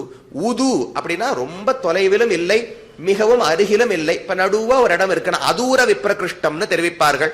ஒரு கொஞ்சம் தொலைவில் இருக்கிற பொருளை உதுன்னு சொல்லுவது உண்டு. அப்ப இவையும் அவையும் உவையும் எல்லா இடத்துல இருக்கிற அச்சேதன பொருள்கள் அனைத்தையும் ஆழ்வார் சேர்த்துட்டார். அப்புறம் இவரும் அவரும் உவரும், சேத்தனர்கள் ஜீவாத்மாக்கள் அனைவரும் இந்த 3 வார்த்தைகளால சேர்த்து விட்டார். அப்ப மொத்த உலகத்தையும் சேர்த்தாச்சு. சேத்தனம் அச்சேதனம் ரெண்டு சேர்த்தாதான் ஜகத்து உலகமே. அப்ப இவையும் அவையும் உவையும், இவரும் அவரும் உவரும், ஜகத்தை சொல்லியாச்சு. எவையும் எவரும், இதுக்கு மேல ஒண்ணு மிச்சம் கிடையாது. ஆனா எல்லாத்தையும் சேர்த்துக்கோங்கன்னு தெரிவிச்சுட்டார். இதை தவிர என்னென்ன உலகத்தில் இருக்குமோ அச்சேதனம் சேத்தனம் சொல்லியாச்சு. இன்னும் கால தத்துவம்னு ஒண்ணு இருக்கு, சுத்த சத்துவ வைகுந்தம்னு ஒண்ணு இருக்கு. இது எல்லாத்தையும் கூட சேர்த்துக்கோங்க. எவையும் எவரும் தன்னுள்ளே ஆகியும் ஆக்கியும் காக்கும். அப்ப இதுவரைக்கும் உலகம்னு அர்த்தம் பண்ணிட்டாச்சு. இவையும் அவையும் உவையும், இவரும் அவரும் உவரும், எவையும் எவரும், இது வரைக்கும் என்ன அர்த்தம்? உலகம்னு அர்த்தம் பண்ணிட்டு இருக்கும். ஜகத்து உலகம்னு அர்த்தம். இந்த ஜகத்தை பகவான் என்னென்ன செய்கிறார்னு 9 விஷயங்களை மேல சொல்லுகிறார். தன்னுள்ளே ஆகியும் ஆக்கியும் காக்கும், அவையுள் தனி முதல் எம்மான் கண்ணபிரான் என் அமுதம் சுவையன் திருவின் மணாளன். 9 விஷயங்கள், 9 குணங்களை ஆழ்வார் இந்த பாசத்தை தெரிவிக்கிறாரா. அப்படிப்பட்ட பகவான் என்னுடைய சூழலுளானே, எனக்கு அருகிலே வந்து நின்று கொண்டு என்னை விட்டு போகாமல் இன்னைக்கான ஒரு நாள் ஆழ்வார் மனசுல போய் அமர்ந்து விட வேண்டும் என்கிற ஆசையோடு விட்டு பிரியாமல் இருக்கிறார்னு ஆழ்வாருடைய பாசுரம். எந்த 9 குணங்களை சொல்றார்? முதல்ல தெரிவிப்பது உலகை தன்னுள் ஆகியும், தனக்குள்ளே பகவான் உலகத்தை கொண்டு செல்லுகிறார். இது சம்ஹாரம். பகவான் உலகத்தில் சிருஷ்டி ஸ்திதி சம்ஹாரம் மூன்றையும் செய்பவர் பகவான் நாராயணன் தான். இல்லையா சுவாமி? மத்த 2 கடவுள்கள் இருக்கிறார்களே, பிரம்மாதான் சிருஷ்டி தொழில் பண்ணுகிறார், சிவன் தானே சம்ஹாரம் பண்ணுகிறார், நீர் என்ன 3 இவர் பண்றாரு சொல்றீர்கள்? பிரம்மத்துக்கான அடையாளமாக சொல்லப்பட்டது இதுதான். ஜெகத் ஜன்மாதி காரணத்துவம். உலகத்தை படைத்து காத்து அழிப்பவர் யாரோ அவரைத்தான் பிரம்மம், பரமாத்மா, சர்வேஸ்வரன் என்று வேதங்கள் சொல்லுகின்றன. அப்ப மத்த 2 பேரும் பண்ணலையான்னு கேட்டால் அவர்களை அந்த காரியத்துக்கு பகவான் நியமித்திருக்கிறார். அவருடைய சரீரத்துக்குள் பிரம்மா இருக்கார்னா பிரம்மாவால படைத்து விட முடியாது. அவருக்குள்ள அந்தர்யாமியாக இருந்து பகவான் அந்த சக்தியை கொடுக்க வேண்டும். பரசுராமர்னு ஒரு அவதார சொல்றோம் இல்லையோ, பரசுராமர் நம்ம போல ஒரு ஜீவாத்மா, பத்த ஜீவாத்மா, பாப புண்ணியங்களை உடையவர். ராமனை போலவோ கண்ணனை போலவோ பகவான் நேர கீழே இறங்கி வந்த அவதாரம் கிடையாது. அப்ப எப்படி அவதாரம்னு சொல்றோம்னால், ஒரு குறிப்பிட்ட காலத்தில் 21 தலைமுறைகளுக்கு தீய அரசர்களை எல்லாம் பரசுராமர் கொன்றார். கார்த்தவீர்யார்ஜுனனோடு இவருக்கு ஒரு சண்டை ஏற்பட்டது. அவன் இவருடைய தகப்பனார் தலையை வெட்டினான். அவரிடத்துல ஒரு பசுமாட்டை பறித்து கொண்டு போனார். கார்த்தவீர்யார்ஜுனனை கொன்னார். அவனுடைய 100 புதல்வர்களை கொன்னார். அதோடு நிறுத்தாமல் 21 தலைமுறைகளுக்கு க்ஷத்திரியர்களை அழித்தார் பரசுராமர். அந்த குறிப்பிட்ட காலத்துக்கு மட்டும்தான் அவர் அவதாரம். அப்ப பகவான் தன்னுடைய ஒரு சக்தியை அந்த ஜீவாத்மாவுக்கு கொடுக்கிறார். அதனால் அவதாரம் அவதாரம்னு சொல்றோம்.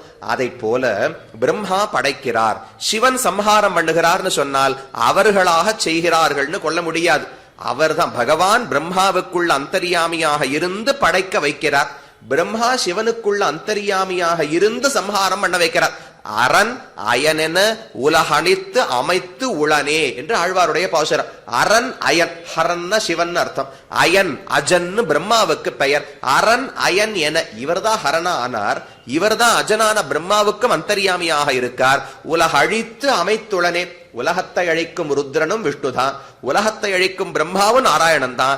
2 பேருக்கும் அந்தர்யாமியாக இருந்து காரியத்தை நடத்துகிறார் என்றுதான் சாஸ்திரம் காட்டுகிறது. அப்ப 3மே பகவானுடைய தொழில்கள் தான். இப்ப ஏன் பிரிச்சு கொடுத்தார்? இப்படி சந்தேகமே வர வேண்டாம். வல்லுசாமி பிரம்மான்னு ஒருத்தரை படைச்சி, சிவன் ஒருத்தரை படைச்சி, அவர்களுக்கு ஒரு சக்தியை கொடுத்து பொறுப்பை கொடுத்து, உலகத்துல எவ்வளவு கலக்கம். இப்போ பிரம்மா விஷ்ணு ருத்ரன் யார் மும்மூர்த்திகள், தலைவர்களா, எல்லாரும் சமமா? இத்தனை மயக்கமே வேண்டாமே. ஆழ்வார் பாடுகிறார், நாட்டினான் தெய்வமெங்கும் நல்லதோர் அருள் தன்னாலே காட்டினான் திருவரங்கம் உய்பவர்க்கு உய்யும் வண்ணம் என்று. நாம இருந்தா கேட்போம், நாட்டி இருக்கவே வேண்டாமே. கடவுள் ஒருத்தர் தான், பிரம்மம் பரமாத்மா மட்டும்தான் இருந்தால் எளிமையா முடிஞ்சு போயிருக்குமே. எதுக்கு இத்தனை தெய்வங்களை ஏற்படுத்தி அவர்களுக்கு சக்திகளை கொடுத்து எல்லாரையும் வழிபடுறதுக்கு முறை இருக்கு. சாஸ்திரத்துல இந்திரனுக்கு வழிபடணும்னா இப்படி இப்படி பண்ணு, அதுக்கு மேல ஒரு துர்கைக்கு வழிபடணும்னா இந்தந்த முறைகள் எல்லாத்தையும் ஏற்படுத்திட்டு, ஆனா அவர்கள் காலில் எல்லாம் விழாத என் காலில் தான் விழணும்னு எதுக்கு சொல்லணும்? இதுக்கு படைக்காமலே இருந்திருக்கலாமேன்னு நமக்கு தோன்றும். பகவானுக்கு அதுக்கு ஒரு உள்கருத்து இருக்கிறது. எல்லாருமே பகவானை மட்டும் பற்ற வேண்டும்னு சொன்னால் அது பலருக்கும் ஈர்க்கும்படியாக இருக்காது. ஒருத்தர் சாத்விகராக எனக்கு எந்த பணங்காசுல ஆசை கிடையாது, முக்தி வேண்டும் என்கிற ஆசை இருக்கும் ஒருவர் பகவானை எளிமையாக பற்றி விடலாம், வைகுந்தத்தையும் அடைந்து விடலாம். அதுவே ஒரு பெரிய கோவக்காரர் ஒருத்தர் இருக்காருன்னு வச்சுக்கோங்களேன், ரஜோகுணம் அதிகமாக இருப்பவருக்கு நாராயணன் எப்பவுமே சாந்தமா இருப்பார், யாருடைய சண்டைக்கு போக மாட்டார், எதுவும் பண்ண மாட்டார்னா ஒரு இடத்துல ஒரு ஈர்ப்பே வராது. அப்ப ரஜோகுணம் இருப்பவர்களுக்கென்று சில தெய்வங்கள் வேண்டும். தெய்வமே இல்லாமல் போனால் அப்ப வேற சித்தாந்தம் வேதத்தையே விட்டு விட்டு வேற மதங்களுக்கு சென்று விடுவார்கள். அப்ப எல்லாருக்கும் இந்த சம்பிரதாயத்துல ஒரு இடம் இருக்கணும். சனாதன தர்மத்துக்குள்ளே இருந்து யாரும் வெளியில போக கூடாது. எல்லாருக்கும் தெய்வங்கள் அவரவர்களுடைய குணத்துக்கு தகுந்த தெய்வங்களை பகவான் படைச்சார். உனக்கு உஜ்ஜீவனம் வேண்டுமானால் காட்டினான் திருவரங்கம் உய்பவர்க்கு உய்யும் வண்ணம். யாருக்கு சத்துவகுணம் இருக்கோ அவர்களுக்கு தன்னை காட்டி கொடுத்தார். அப்ப அவர் ஏன் படைப்பு தொழிலையும் அழிப்பு தொழிலையும் செய்யவில்லை என்றால் அது ரெண்டும் பகவானுடைய சுபாவத்துக்கு பொருந்தாதான். ஒரு உலகத்தை படைக்க வேண்டும் என்றால் ரொம்ப கல் நெஞ்சுக்காரராக இருக்க வேண்டும். உலகத்தை அழிக்க வேண்டும் என்றால் குரூரமான நெஞ்சுடையவராக இருக்க வேண்டும். அழிக்கிறதுல எளிமையா புரியும். எல்லாரையுமே அழிக்கணும், எல்லார் உயிரையும் பறிக்கணும்னா ருத்ரனுக்கு எவ்வளவு குரூரமான எண்ணம் இருக்கணும். அதெல்லாம் நாராயணனுக்கு கிடையாது, அவரால் பண்ண முடியாது. அதனால ருத்ரன் இடத்துல கொடுத்துட்டாராம். அவர்தான் கோபமே பிரகிருதியா இருக்கார், அவரிடத்துல கொடுத்துருவோம்னு சமர்ப்பிச்சுட்டார். சரி, பிரம்மா பண்ற படைப்பு தொழிலை இவரே பண்ணலாமே என்னால் அதுலயும் ஒரு கட்டம் இருக்கு. அவனவனுடைய பாப புண்ணியத்தை பார்த்து இவன் குருடனா பிறக்கட்டும், இவன் மனுஷனா பிறக்கட்டும், இவன் தேவனா பிறக்கட்டும், இவன் நாயா பிறக்கட்டும், புழுவா பிறக்கட்டும், ஏற்றத்தாழ்வுகளை இவர் படைக்கணும் அவனுடைய கர்மத்தை பொறுத்து. அதுவும் பகவானுக்கு பிடிக்கவே பிடிக்காது. அது என்ன ஒருத்தனை கஷ்டப்படுத்தி பிறவியை கொடுக்கிறதா, அதிலும் எண்ணம் கிடையாது. அதனால பிரம்மாவிடத்துல தள்ளி விட்டுட்டாராம். இவர் என்ன வச்சிருந்தார், காத்தல் ரட்சிக்கும் தொழில் மட்டும் எனக்கு ரொம்ப பிடிக்கும். ஏன்னா ரட்சிக்கணும்னா கருணை மட்டும் இருந்தால் போரும். யார் அழைத்தாலும் ஓடி போய் நின்று காக்க வேண்டும். அந்த தொழிலை தானே விஷ்ணுவாக இருந்து செய்கிறாராம். ஆனா உண்மையில் மூன்றுமே பகவானுடைய தொழில்கள் தான். அந்த மூன்றையும் தான் முதல்ல தெரிவிக்கிறார். தன்னுள்ளே ஆகியும் ஆக்கியும் காக்கும். ஆகியும்னு சொன்ன, தன்னுள்ளே ஆகி என்றால் சம்ஹாரம், பிரளயம் ஏற்படும் போது உலகம் அனைத்தையும் தான் விழுங்கி தன் வயிற்றுக்குள்ளே வைக்கிறார் அல்லவா, அதத்தான் தன்னுள்ளே ஆகியும் என்று சம்ஹாரம் செய்யக்கூடியவர். சம்ஹர்த்திருவம் என்கிற குணத்தை இந்த முதல் இடத்திலே தெரிவிக்கிறார். அது என்னது, விழுங்குகிறார் விழுங்குகிறார்னு உபனிஷத்துக்களை பல இடத்துல சொல்லப்படுகிறது, புராணங்கள்ல குறிப்பா சொல்லப்படுறது. உபனிஷத்துல கூட பகவான் உலகத்தை விழுங்கினார்னு எங்கேயும் பார்க்க முடியாது. உலகம் பகவானோடு ஒன்றியதுன்னு தான் இருக்கும். சதேவ சோம்ய இதம் அக்ர ஆசீத்து ஏகமேவ அத்விதீயம் என்று சாந்தோக்கிய உபனிஷத் சொல்லுகிறது. சிருஷ்டிக்கு முன்னால் இத போல உலகத்துல பல பொருட்கள் எல்லாம் கிடையாது, எல்லாம் பிரம்மமாகவே இருந்தது. பிரம்மத்திலிருந்து பிரித்து எந்த பொருள்களையுமே தெரிஞ்சுக்க முடியாதான். அதை நாம கொஞ்சம் கற்பனை பண்ணி பார்த்துத்தான் புரிந்து கொள்ள வேண்டும். மற்ற பொருட்கள் எல்லாம் இல்லாமல் போய்விடும் சொல்லவே கூடாது. ஒன்னும் தேவும் உலகம் உயிரும் மற்றும் யாதுமில்லாவன்னு நான்முகன் தன்னோடு தேவர் உலகோடு உயிர் படைத்தான் என்று ஆழ்வாருடைய பாசுரம். அப்ப பிரளய காலத்தில் பூஹு புவஹா சுவஹா மகஹா இந்த உலகங்கள் எல்லாம் கிடையாது. மலைகள், நதிகள், காடுகள், மேஜை, நாற்காலி, மூலி பெருக்கி இந்த எந்த பொருட்களும் கிடையாது. மனுஷன், தேவன், திரியக்கு, ஸ்தாவரம் இது எதுவுமே கிடையாது. எதுவும் இல்லாத அன்று பகவான் மட்டும் இருந்தார் என்று வேதம் சொல்லுகிறது. ஆனா என்ன பொருள், அப்ப எதுவுமே இல்லை என்றால் படைப்பு எப்படி நடக்க முடியும்? நம்ம இடத்துல ஒரு களிமண் இருக்குன்னு வச்சுங்களேன், அதுல இருந்து 10 குடங்களை உண்டாக்க முடியும். களிமண்ணே இல்லை என்றால் குடம் எங்கிருந்து வரும்? ஒண்ணும் இல்லாத திடீர்னு ஒரு பொருள் உண்டாகிறதுன்னு சொல்லவே முடியாது. ஒரு பொருள் மண்ணு இருந்தால்தான் அதிலிருந்து குடங்களை உண்டாக்க முடியும். அத போல பிரளய காலத்திலும் மூல பிரகிருத்தின்னு சொல்றோமே, அந்த பொருள் எங்கேயும் போய்விடாது. மூல பிரகிருதி பிரளயத்துல இருந்து கொண்டுதான் இருக்கும். ஆனா அதுல என்ன கஷ்டம்னால், பரமாத்மான்னு ஒருத்தர் இருக்கார், மூல பிரகிருத்தின்னு ஒண்ணு இருக்கு. இவர்கள் 2 பேரும் ஒட்டி கொண்டு இருப்பார்களாம். இது மூல பிரகிருதி, இவர் பரமாத்மான்னு பிரிச்சு பார்க்கவே முடியாது. இப்போ சுவாரா ஒரு எடுத்துக்காட்டு வேணா தெரிவிக்கலாம். தண்ணீருக்குள்ள உப்பை போடுறோம், அப்படியே கரைஞ்சு போயிடுறதோ இல்லையோ, அதுல உப்பு இருக்கா இல்லையான்னு பார்த்து தெரிந்து கொள்ளவே முடியாது. தண்ணீர் இருக்கட்டும், இது உப்பு இது தண்ணீர்னு கையால காட்டி கண்டுபிடிக்க முடியுமா? சுவைத்து பார்த்தால் வேணா உப்பு இருக்குன்னு கண்டுபிடிக்கலாமே தவிர கண்ணால பார்த்து இது சுவை, இது உப்பு, இது தண்ணீர் என்று பிரித்து பார்க்கவே முடியாது. அத போல பிரளய காலத்தில் எல்லா தத்துவங்கள், சித்து, அச்சித்து, ஈஸ்வரன் 3 தத்துவங்களுமே இருப்பார்கள். ஆனால் ஈஸ்வரன் என்கிற பரமாத்மாவோடு சேதனா சேதனங்கள் எல்லாம் அப்படியே ஒட்டிண்டு இருக்கும். தனியா பிரிச்சு பார்க்கவே முடியாது. இப்ப தனியா பிரிக்க முடியறதோ இல்லையோ, நான் சொல்றேன், நீங்கள்னு சொல்றேன், காகிதம்னு சொல்றேன், மேஜைன்னு சொல்றேன், மண்டபம்னு சொல்றேன், இதெல்லாம் தனித்து தனித்து சொல்ல முடிகிறது. பிரளயத்தின் போது என்ன இருந்ததுன்னு கேட்டால் பரமாத்மா இருந்தார், அவ்வளவு மட்டும்தான் சொல்ல முடியும். சத்து பிரம்மம் இருந்தது, சேதனா சேதனங்கள் எல்லாம் பிரம்மத்தினுடைய உடலிலே ஒட்டி கொண்டிருந்தன, அதுக்கு மேல பிரித்து அறிய முடியாது என்று சாஸ்திரம் சொல்லுகிறது. பகவான் வடபத்திரசாயியாக மார்க்கண்டேயருக்கு காட்சி கொடுத்த போது இந்த உலகங்களை எல்லாம் தான் விழுங்குவதாக காட்சி கொடுத்தார். அதனால விழுங்கி தன்னுள்ளே ஆகியும் என்று ஆழ்வார் தெரிவிக்கிறார். அப்ப பிரளயம் ஏற்படும் போது உலகங்களை எல்லாம் சம்ஹரித்து வயிற்றுக்குள்ளே வைத்து காக்கிறான் என்று ஒரு குணம் பார்த்தோம். காரேள் கடலேள் மலையேள் உலகுண்டும் ஆறா வயித்தானை அடங்க பிடித்தேனே, திருப்பேர் நகர் அப்ப கொடுத்தான்னு பெருமான் இருக்காரு, அந்த பெருமானை பத்தி சொல்றார். இவர்தான் உலகத்தை எல்லாம் விழுங்கினார். காரு ஏழ் கடல் ஏழ் மலையேழ் உலகுண்டும் ஆறா வயிற்றான். பகவானுடைய வயிறு நிறையவே இல்லையா, அவர் வயிற்றுன்னு நிறைய இடம் இருக்கு.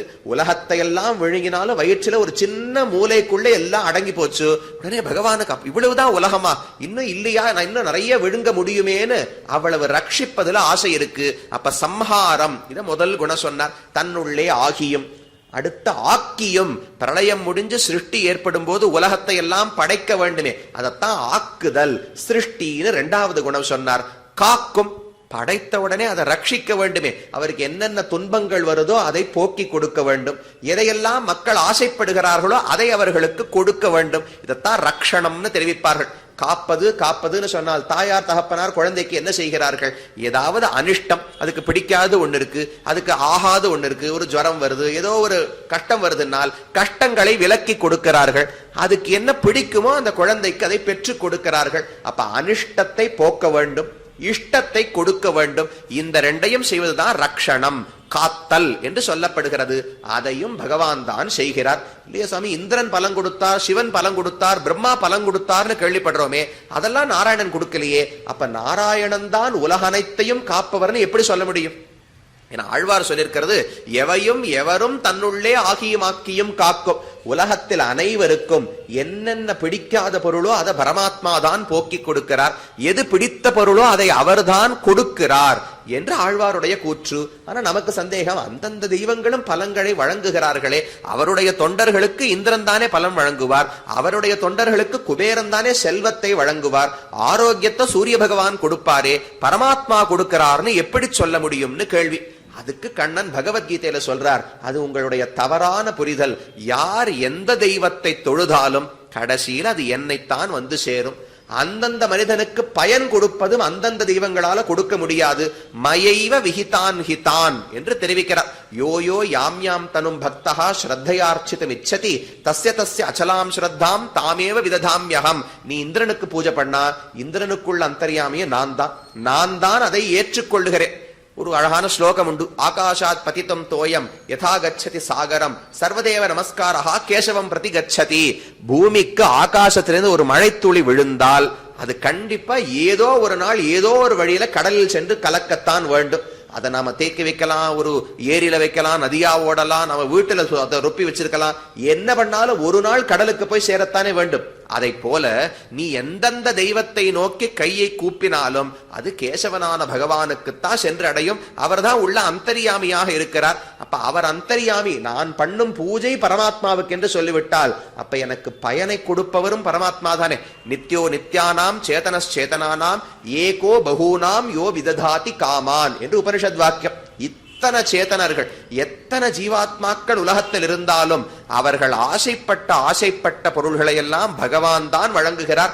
அந்தந்த தெய்வங்கள் அவர்களை ஈர்ப்பதற்கான தனித்தனி வழிகள். சத்துவகுணம் இருந்தா இந்த தேவதை, ரஜோகுணம் இருந்தா இது, தமோகுணம் இருந்தா இது, எல்லாருக்கும் பின்னால் பகவான் தான் இருந்து உலகத்தை இயக்குகிறார். அப்ப காக்கும், இவர்தான் ரட்சிக்கிறார்னு சொன்னதும் பொருந்துகிறது. தன்னுள்ளே ஆகியும் ஆக்கியும் காக்கும் அவையுள் தனி முதல்.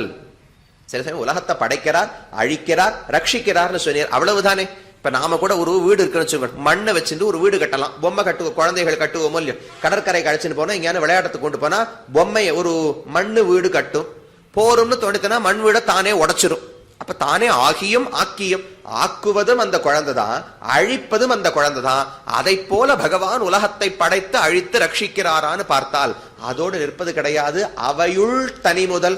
இந்த படைக்கப்பட்ட உலகத்திலே ஒவ்வொரு பொருளுக்குள்ளும் அந்தர்யாமியாக இருக்கிறார். நம்ம விட்டு எங்கேயுமே போவதே கிடையாது. பகவான் உள்ளேயே இருந்து இராமடம் ஊட்டுவாரை போலேன்னு தெரிவிப்பார்கள். ஒரு குழந்தைக்கு தாயாரோடு ஏதோ வாக்குவாதம் ஏற்பட்டது. திடீர்னு தாயார் இடத்துல கோவித்துக் கொண்டு இனிமே வீட்டிலேயே இருக்க மாட்டேன்னு சொல்லி வெளியில கோச்சுன்னு போயிடுறான். ஒரு 4 தறி தள்ளி ஒரு மடம் இருக்கு, அந்த மடத்துல போய் தங்கி கொண்டிருந்தான். 1 நாள் ஆச்சு, 2 நாள் ஆச்சு. மடத்துக்காரா எத்தனை நாள் சாப்பாடு போடுவா? 2 நாள் சாப்பாடு போட்டா. அந்த குழந்தை ஒரு நாள் ராத்திரி பசியோடு இரவு மேல் மாடியில படுத்துட்டு இருந்தான். இவனுக்கு கஷ்டமா இருக்கும், பசி தாங்க மாட்டான்னு தாயாருக்கு நன்னா தெரியும். இவ உடனே ஒரு சின்ன தயிர் சாதத்தை மட்டும் பண்ணி நேரம் அந்த மடத்தை பாத்துக்கிற ஒரு நிர்வாகர் இருப்பாரோ இல்லையோ, அவர் கையில கொடுத்து, நீங்க கொடுத்ததா சொல்லி கொடுத்துருங்க. நான் கொடுத்தேன்னு சொன்னா பிள்ளை ஏத்துக்க மாட்டான், எங்கிட்ட கோவிச்சுட்டு தான் போயிருக்கான். நான் கொடுத்தேன்னு சொல்ல வேண்டாம், நீங்கள் கொடுத்ததாக சொல்லிவிடுங்கள்னு அந்த தாயார் சொல்றா.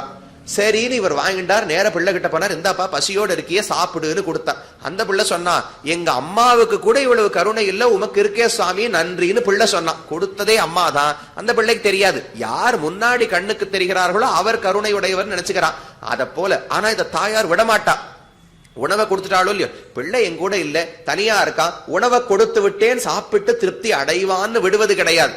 பக்கத்துல இருக்கிற ஒரு மாடிக்கு போய் இவன் இருக்கிற இடத்த பார்த்துட்டே இருப்பா. இவன் வாங்கினானா, சாப்பிட்டு முடிச்சானா, பசியாரி தூங்கினானான்னு பார்த்து விட்டு அந்த தாய் திரும்ப வீட்டுக்கு போயிடுவாளோ இல்லையோ, அத போல பகவான் உள்ளேயே இருக்காராம். இந்த குழந்தை என்ன வெறுக்கட்டும், வேண்டாம்னு சொல்லட்டும், பரமாத்மாவே கிடையாதுன்னு சொன்னாலும் சரி, இவனுக்கு அவ்வப்போது வேண்டிய நன்மைகளை கொடுத்து கொண்டே இருப்போம். அவன் என்ன நினைக்கிறான், என் முதலாளி எவ்வளவு நன்னா எனக்கு உயர்வு ஊதியத்தை உயர்த்தி கொடுத்தார், 30,000 ரூபாய் சம்பளத்தை 50,000 ரூபாய் ஆக்கி கொடுத்தார், எவ்வளவு கருணையோடு இருக்கார்.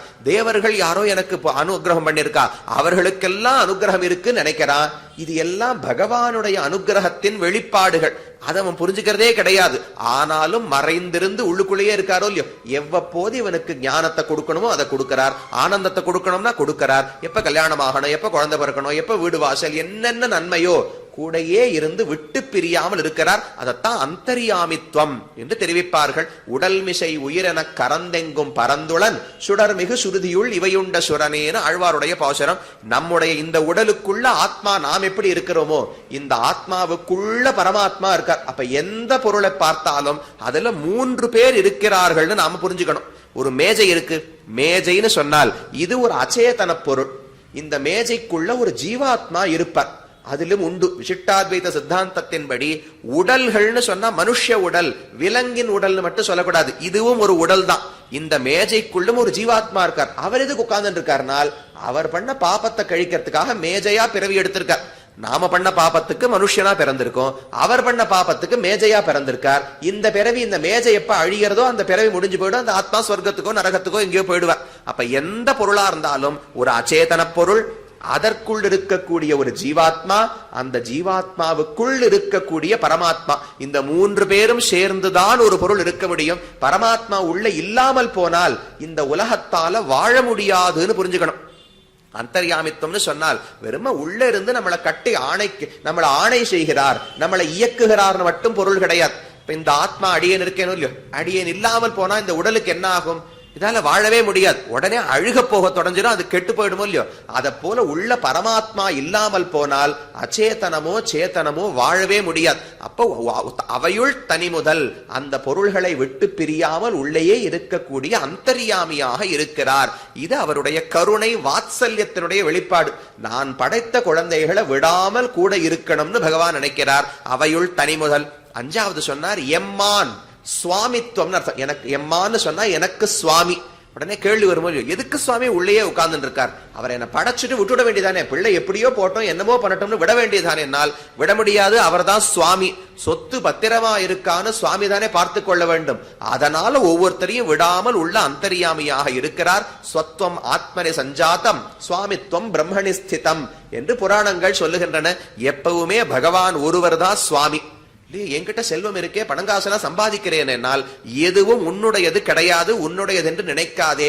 அடங்கழில் சம்பத்து அடங்க கண்டு ஈசன் அடங்கழில் அகுதென்று அடங்குக உள்ளே. இந்த உலகத்துல எவ்வளவு ஐஸ்வர்யம் வேணா இருக்கட்டும், அடங்கழில் சம்பத்து, சம்பத்துனா செல்வம்னு அர்த்தம், அடங்க கண்டு அந்த செல்வம் முழுக்க பார்த்தாலும் ஈசன் அடங்கழில் அகுது. இதெல்லாம் பகவானுக்கு சொந்தமானது, எனக்கு சொந்தமானது. ஒரு காணி நிலம் கிடையாது, ஒரு குண்டூசி நிலம் கிடையாது, அனைத்தும் பகவானுக்கு சொந்தம். ஈஷாவாஸ்யம் இதம் சர்வம் யத்கிஞ்ச ஜகத்யாம் ஜகத் தேன த்யக்தேன புஞ்சீதாக மாகிருத கஸ்யசித் தனம் என்று ஈஷாவாஸ்ய உபனிஷத்துல முதல் மந்திரம். பகவான் ஒவ்வொரு பொருளுக்குள்ளும் அந்தர்யாமியாக இருக்கிறார். அப்ப உலகம் அனைத்தும் அவருடைய சொத்து, நீ உன் சொத்து நினைக்காதே. அவர் பயன்படுத்துவதற்காக உனக்கு கொடுத்திருக்கிறார்னு வச்சுக்கோ, உன்னுடைய உடைமை என்று நினைத்து விடாதே, அதுல பற்று வைத்து விடாதே என்று உபனிஷத்துக்கள் தெரிவிக்கின்றன. அது சுவாமித்துவம். நம்ம விட்டு பிரியாமல், விட்டு பிரிஞ்சார்னா நமக்குத்தான் கேடு, அவருக்கு ஒண்ணு வரப்போறது கிடையாது. தன் சொத்து அழியக்கூடாதே என்பதற்காக கூடவே இருக்கார். அது 5வது சொன்ன, தன்னுள்ளே ஆகியும் ஆக்கியும் காக்கும் அவையுள் தனி முதல் எம்மான். அதுக்கு மேல 6வது சொன்னார், கண்ண பிரான். பிரான் என்று சொன்னால் உதவி செய்யக்கூடியவர். எந்த உதவியை பண்ணிருக்கார்னால் கண்ண பிரான், கண்ணனாக வந்த உதவியாளர். சேர்த்து வார்த்தை பார்த்தாலே என்ன வருது? கண்ணனாக வந்ததுதான் அவர் பண்ண பேர் உதவி. படைக்கிறார், அழிக்கிறார், காக்கிறார், அந்தர்யாமி எல்லாருக்கிட்ட சுவாமி. எங்க பார்க்கிறது? எங்கேயோ வைகுந்தத்தில் இருந்தாலும் பார்க்க முடியாது, அந்தர்யாமியாக இருந்தாலும் பார்த்து விட முடியாது. பார்க்காமலே இருந்தால் நமக்கு நம்பிக்கையே வராது. துயரங்கள் செய்து தன் தெய்வ நிலை உலகில் புக உய்க்கும் அம்மான் என்று ஆழ்வார் தெரிவிக்கிறார். பகவான் நான் தான் தெய்வம்னு காட்டுவதற்குத்தான் இந்த உலகத்தில் அவ்வப்போது பிறக்கிறார். அவர் வராமலேயே போயிருந்தால் அவரை நம்மால பார்த்திருக்கவே முடியாது, அவருடைய பெருமையை தெரிந்து கொண்டிருக்கவே முடியாது. சகல மனுஜ நயன விஷயதாம் கதஹா என்று கீதா பாஷ்யத்தை தொடக்கத்துல ராமானுஜர் சொல்றார். கண்ணன் பிறந்ததுக்கு அப்புறம் என்னென்ன பண்ணார் பண்ணலங்கிறது அப்புறம் இருக்கட்டும், இப்படி ஒரு அவதாரமாக பிறந்ததே பேருதவி. ஏன்னா பகவானுடைய திருமேனியை இந்த கண்களால பார்த்து விடவே முடியாது. ஒரு அர்ஜுனனுக்கு விஸ்வரூபம் காட்டுவதற்கே திவ்யமான கண்களை கொடுத்து பகவான் விஸ்வரூபத்தை காட்டினார். அப்ப இந்த கண்களால பகவானுடைய இயற்கையான திருமேனியை பார்க்கவே முடியாது. வைகுந்தத்துல பகவானுக்கு திருமேனி இருக்கும் இல்லையோ, இங்கிருந்து ஒருத்தன் போய் இந்த கண்ணோடு போனான்னால் அந்த திருமேனியை பார்க்கவே முடியாது. வைகுந்தத்துல வேற ஒரு கண்ணு வேணும். அப்ராகிருத்தமான கண் இருந்தால் தான் அப்ராகிருத்தமான பொருள் பகவான் திருமேனியை பார்க்க முடியும்.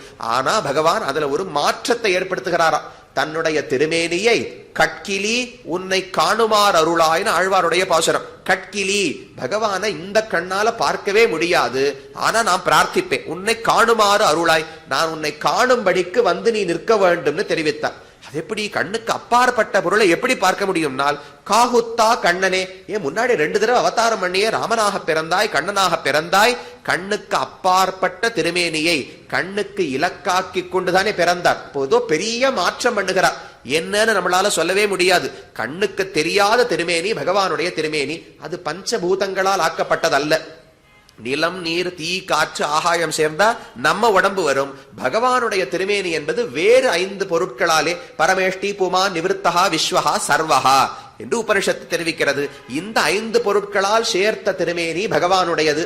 அந்த திருமேனியை இந்த கண்களால பார்க்கவே முடியாது. ஆனா பகவான் என்ன ஆச்சரியம் நிகழ்த்துகிறார் என்றால், அவதாரம் எடுக்கும் போது அந்த திருமேனி இந்த கண்ணுக்கு தெரியும்படி மாற்றுகிறார்.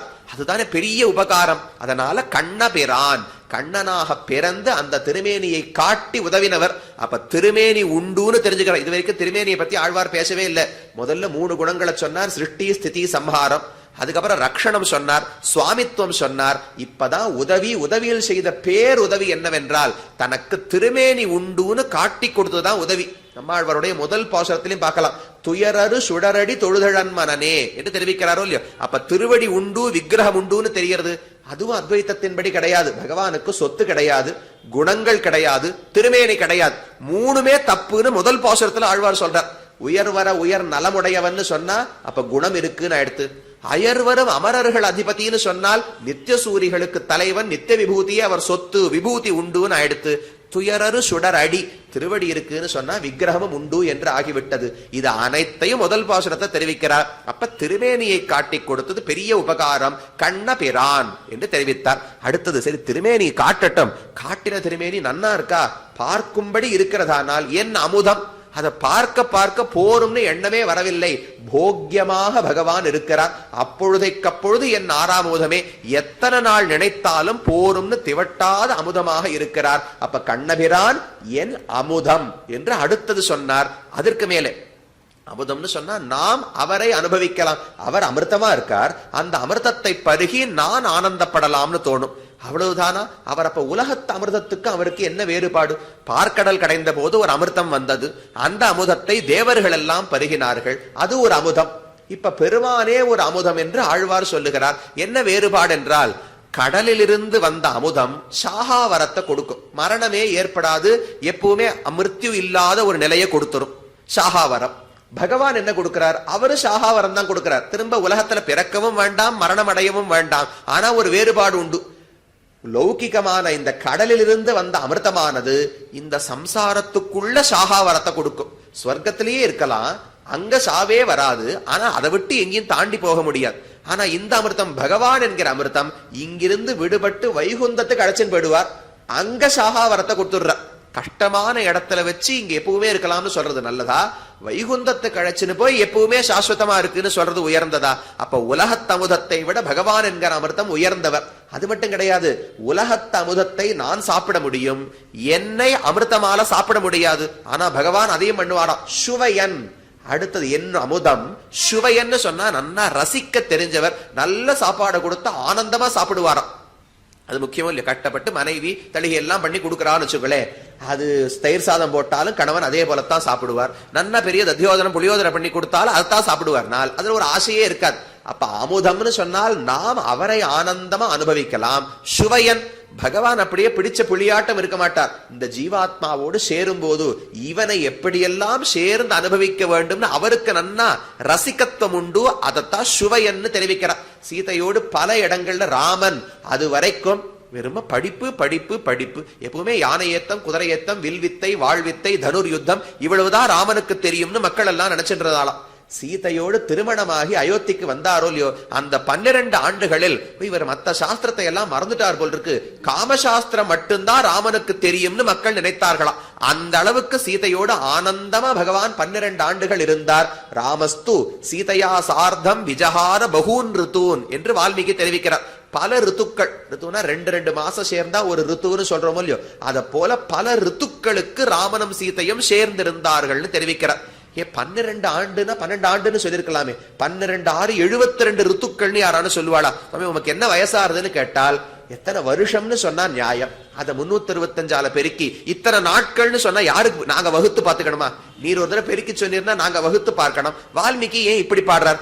விஜஹார பகூன் வத்சரான்னு சொல்லலாம், சம்வத்சரான்னு சொல்லலாம். பல வருஷம், ஏன்னா 12 வருஷம் இருந்தாலே பல வருஷங்கள்னு சொல்லாமல் பல ரித்துக்களுக்கு சேர்ந்திருந்தார்கள்னு தெரிவித்தார். ஏன் அப்படி சொல்றார்னால், ராமன் எவ்வளவு ரசிக்கனால், வெயில் காலத்துல வேற மாதிரி சீதையினுடைய விளையாட்டு, மழை காலத்துல வேற மாதிரி அனுபவம், அது சரத் ரித்து வந்ததுன்னா வேற மாதிரி அனுபவம். அந்தந்த காலத்துக்கு ஏற்ப சீதையும் ராமனுக்கும் இருக்கிற அந்யோன்யம் வேறு வேறு மாதிரி இருக்குமா. அப்படியெல்லாம் அனுபவித்தபடியாலே பகூன் ரித்தூன் என்று வால்மீகி தெரிவிக்கிறார். அந்த அளவுக்கு ரசிக்க பல இடங்கள் ராமன் தன்னுடைய கனையாழியை பார்க்கும் போது தெரிவிக்கிறார். மோதிரத்தை கட்டி சீதைக்கு கொடுப்பதற்காக ஹனுமான் இடத்துல கொடுக்கிறாரோ இல்லையோ, அப்ப சீதை அந்த கனையாழியை வாங்கி பார்த்த உடனே அவருக்கு ஒரு கதை நினைவு வருது. இந்த மோதிரம் இன்னைக்கு எங்க 2 பேரையும் சேர்த்து வச்சிருக்கு, இது முன்னமே இந்த காரியத்தை பல முறை செய்திருக்கிறது. அவ்வப்போது ராமனுக்கு சீதைக்கு ஏதான மனஸ்தாபம் வருமா? அவர்களுக்குமா சுவாமி திவ்ய தம்பதிகள்னு சொல்றீங்களே, அங்கேயும் மனஸ்தாபம் வருமானால், ராமன் ஏதான விளையாட்டா ஒரு நாள் சீதையினுடைய குங்குமத்தை அழிச்சு விட்டுட்டாராம். சீதைக்கு அது ரொம்ப கோபம். ஏன் அப்படி செய்தாய், அப்படி குங்குமம் இல்லாம இருக்கக்கூடாது, ஏன் அழித்தாய்னு சீதைக்கு கோபம். ராமன் அதற்கு பதிலுக்கு கோச்சுண்டார். கணவன் ஏதோ விளையாட்டா குங்குமம் தழிச்சு விட்டு அதுக்கு என்ன கோவித்துக் கொள்ளுகிறாயே, இது என்ன ரோஷம்னு ராமனுக்கும் கோபம். 2 பேரும் பேசவே இல்லை. 1 நாள் ஆச்சு, 2 நாள் ஆச்சு. யாரான சமரசத்துக்கு வரணுமோ இல்லையோ, சீதையும் ரோஷத்தோடு இருக்கிறாள், ராமனும் பேசவில்லை. ஒரு நாள் ராமர் பார்த்து, சரி எப்படியான பேசித்தான் ஆகணும். ஆனா தாம் பேசுறதுக்கு அவருக்கு கர்வம், மனசு வரல. இந்த மோதிரம் இருக்கே, ராமன் பேரெழுதின மோதிரம் ஹனுமான்ட்ட கொடுத்து அமிச்சாரு. அந்த மோதிரத்தை எடுத்து இப்படி கீழே எங்கேயோ போட்டுட்டு யாரோ வேலைக்காராள் கிட்ட பேசுறது போல கத்தி பேசினாராம். 2 நாளா என் மோதிரத்தை காணும், தேடி தேடி பார்த்தேன், யார் கண்லையான பட்டா எடுத்து கொடுங்கோன்னு யார்கிட்டயோ பேசுவது போல பேசினார். சீதை அந்த பக்கமா போனோம், இதோ இருக்கேன்னு எடுத்து மோதிரத்தை ராமன் இடத்துல கொடுத்தாளாம். பேசிட்டா சீதை முதலில் பேசிவிட்டாள். அப்புறம் ராமனும் சீதையை சரின்னு சமரசம் செய்து கொண்டு மேலே பேசினார்கள். இந்த கதையை சீதை நினைவு கூறுகிறாள். அன்னைக்கு இந்த மோதிரம் தான் எங்க 2 பேரையும் சேர்த்து வைத்தது. அன்னைக்கான ஒரு இடத்துல இருந்தோம், இன்னைக்கு எனக்கு ராமனுக்கு நடுவுல பெரிய சமுத்திரமே இருக்கிறது. ஆனா அதே மோதிரம் இன்றைக்கும் சேர்த்து வைக்கிறதுன்னு சீதை சொல்லுகிறாள். அந்த அளவுக்கு ரசிக்க கணவன்னா அந்த அளவுக்கு சீதையோடு சேர்ந்து ஆனந்தப்பட்டாரோ இல்லையோ, அதைத்தான் சுவையன்னு தெரிவிக்கிறார். இது எதுக்கு சுவாமி முக்கியம்? அவர் ரசிகனா இருந்தா என்ன, இல்லாவிட்டால் என்னவென்றால், நாம் போய் பகவானை அனுபவித்து கைங்கரியம் செய்யும் போது அவர் அந்த கைங்கரியத்தை ஆனந்தமாக ஏற்றுக்கொள்ள வேண்டும் அல்லவா? ஒரு குழந்தை ஒரு காரியத்தை பண்றதுனால் தகப்பனார் சரி பண்ணிட்டியா நான் அடுத்த வேலைக்கு போட்டோமான்னு சொன்னால் குழந்தைக்கு அதுல ஆனந்தமே இருக்காது.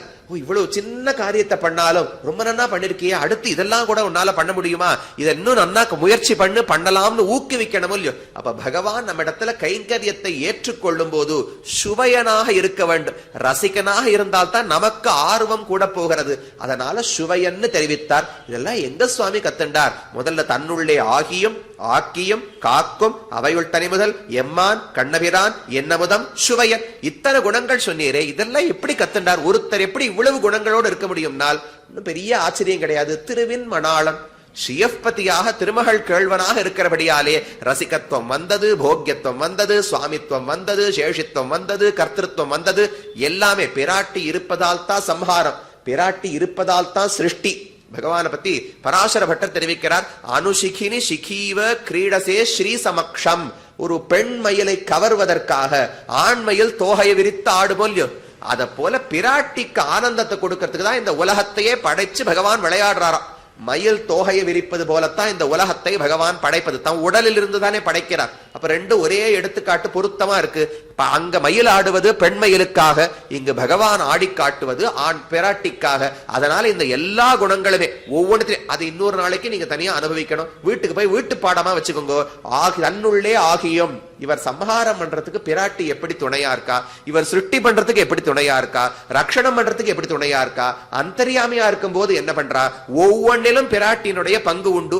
முக்கியமா சுவையன், இந்த ரசிகத்துவம் வந்தது ராமனுக்கு பிரம்மச்சாரியாக இருக்கும் போது கிடையாது, சீதையை கைப்பிடித்த பிறகுதான் இந்த ரசிகத்துவம் வந்தது.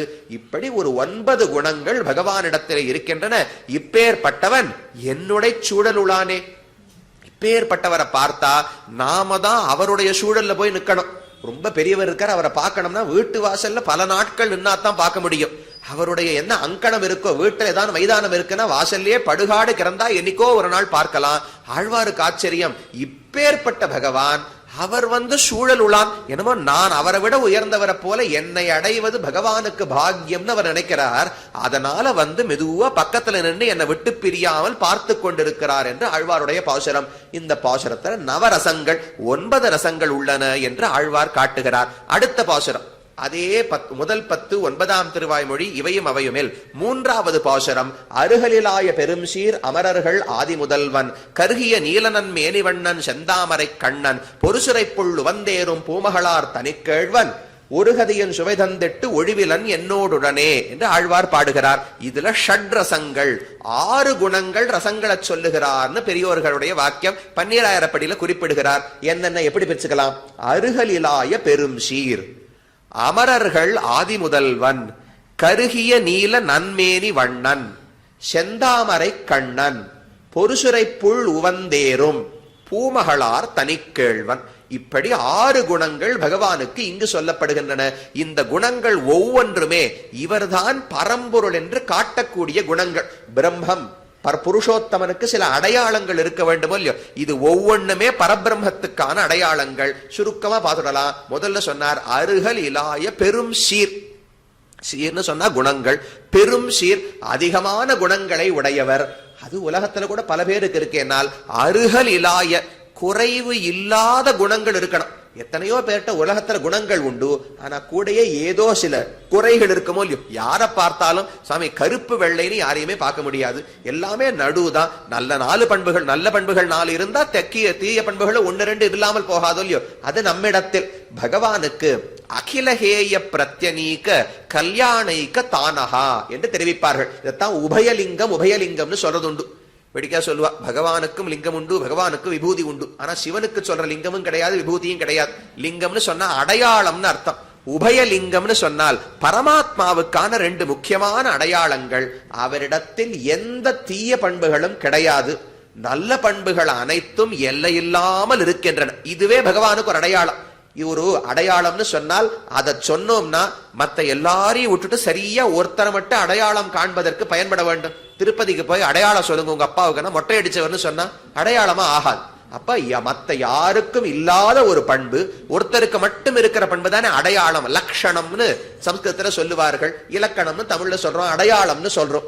இது ஒன்றே பரமாத்மாவுக்கு அடையாளம். ந ஸ்தானதோபி பரஸ்ய உபயலிங்கம் சர்வத்ரஹி என்று வேதவியாசர் பிரம்மசூத்திரங்களை தெரிவிக்கிறார். பகவான் எல்லா பொருட்களுக்குள்ளும் இருக்காரே, அப்ப அந்த தீமையெல்லாம் அவருக்கு ஒட்டி கொள்ளாதா?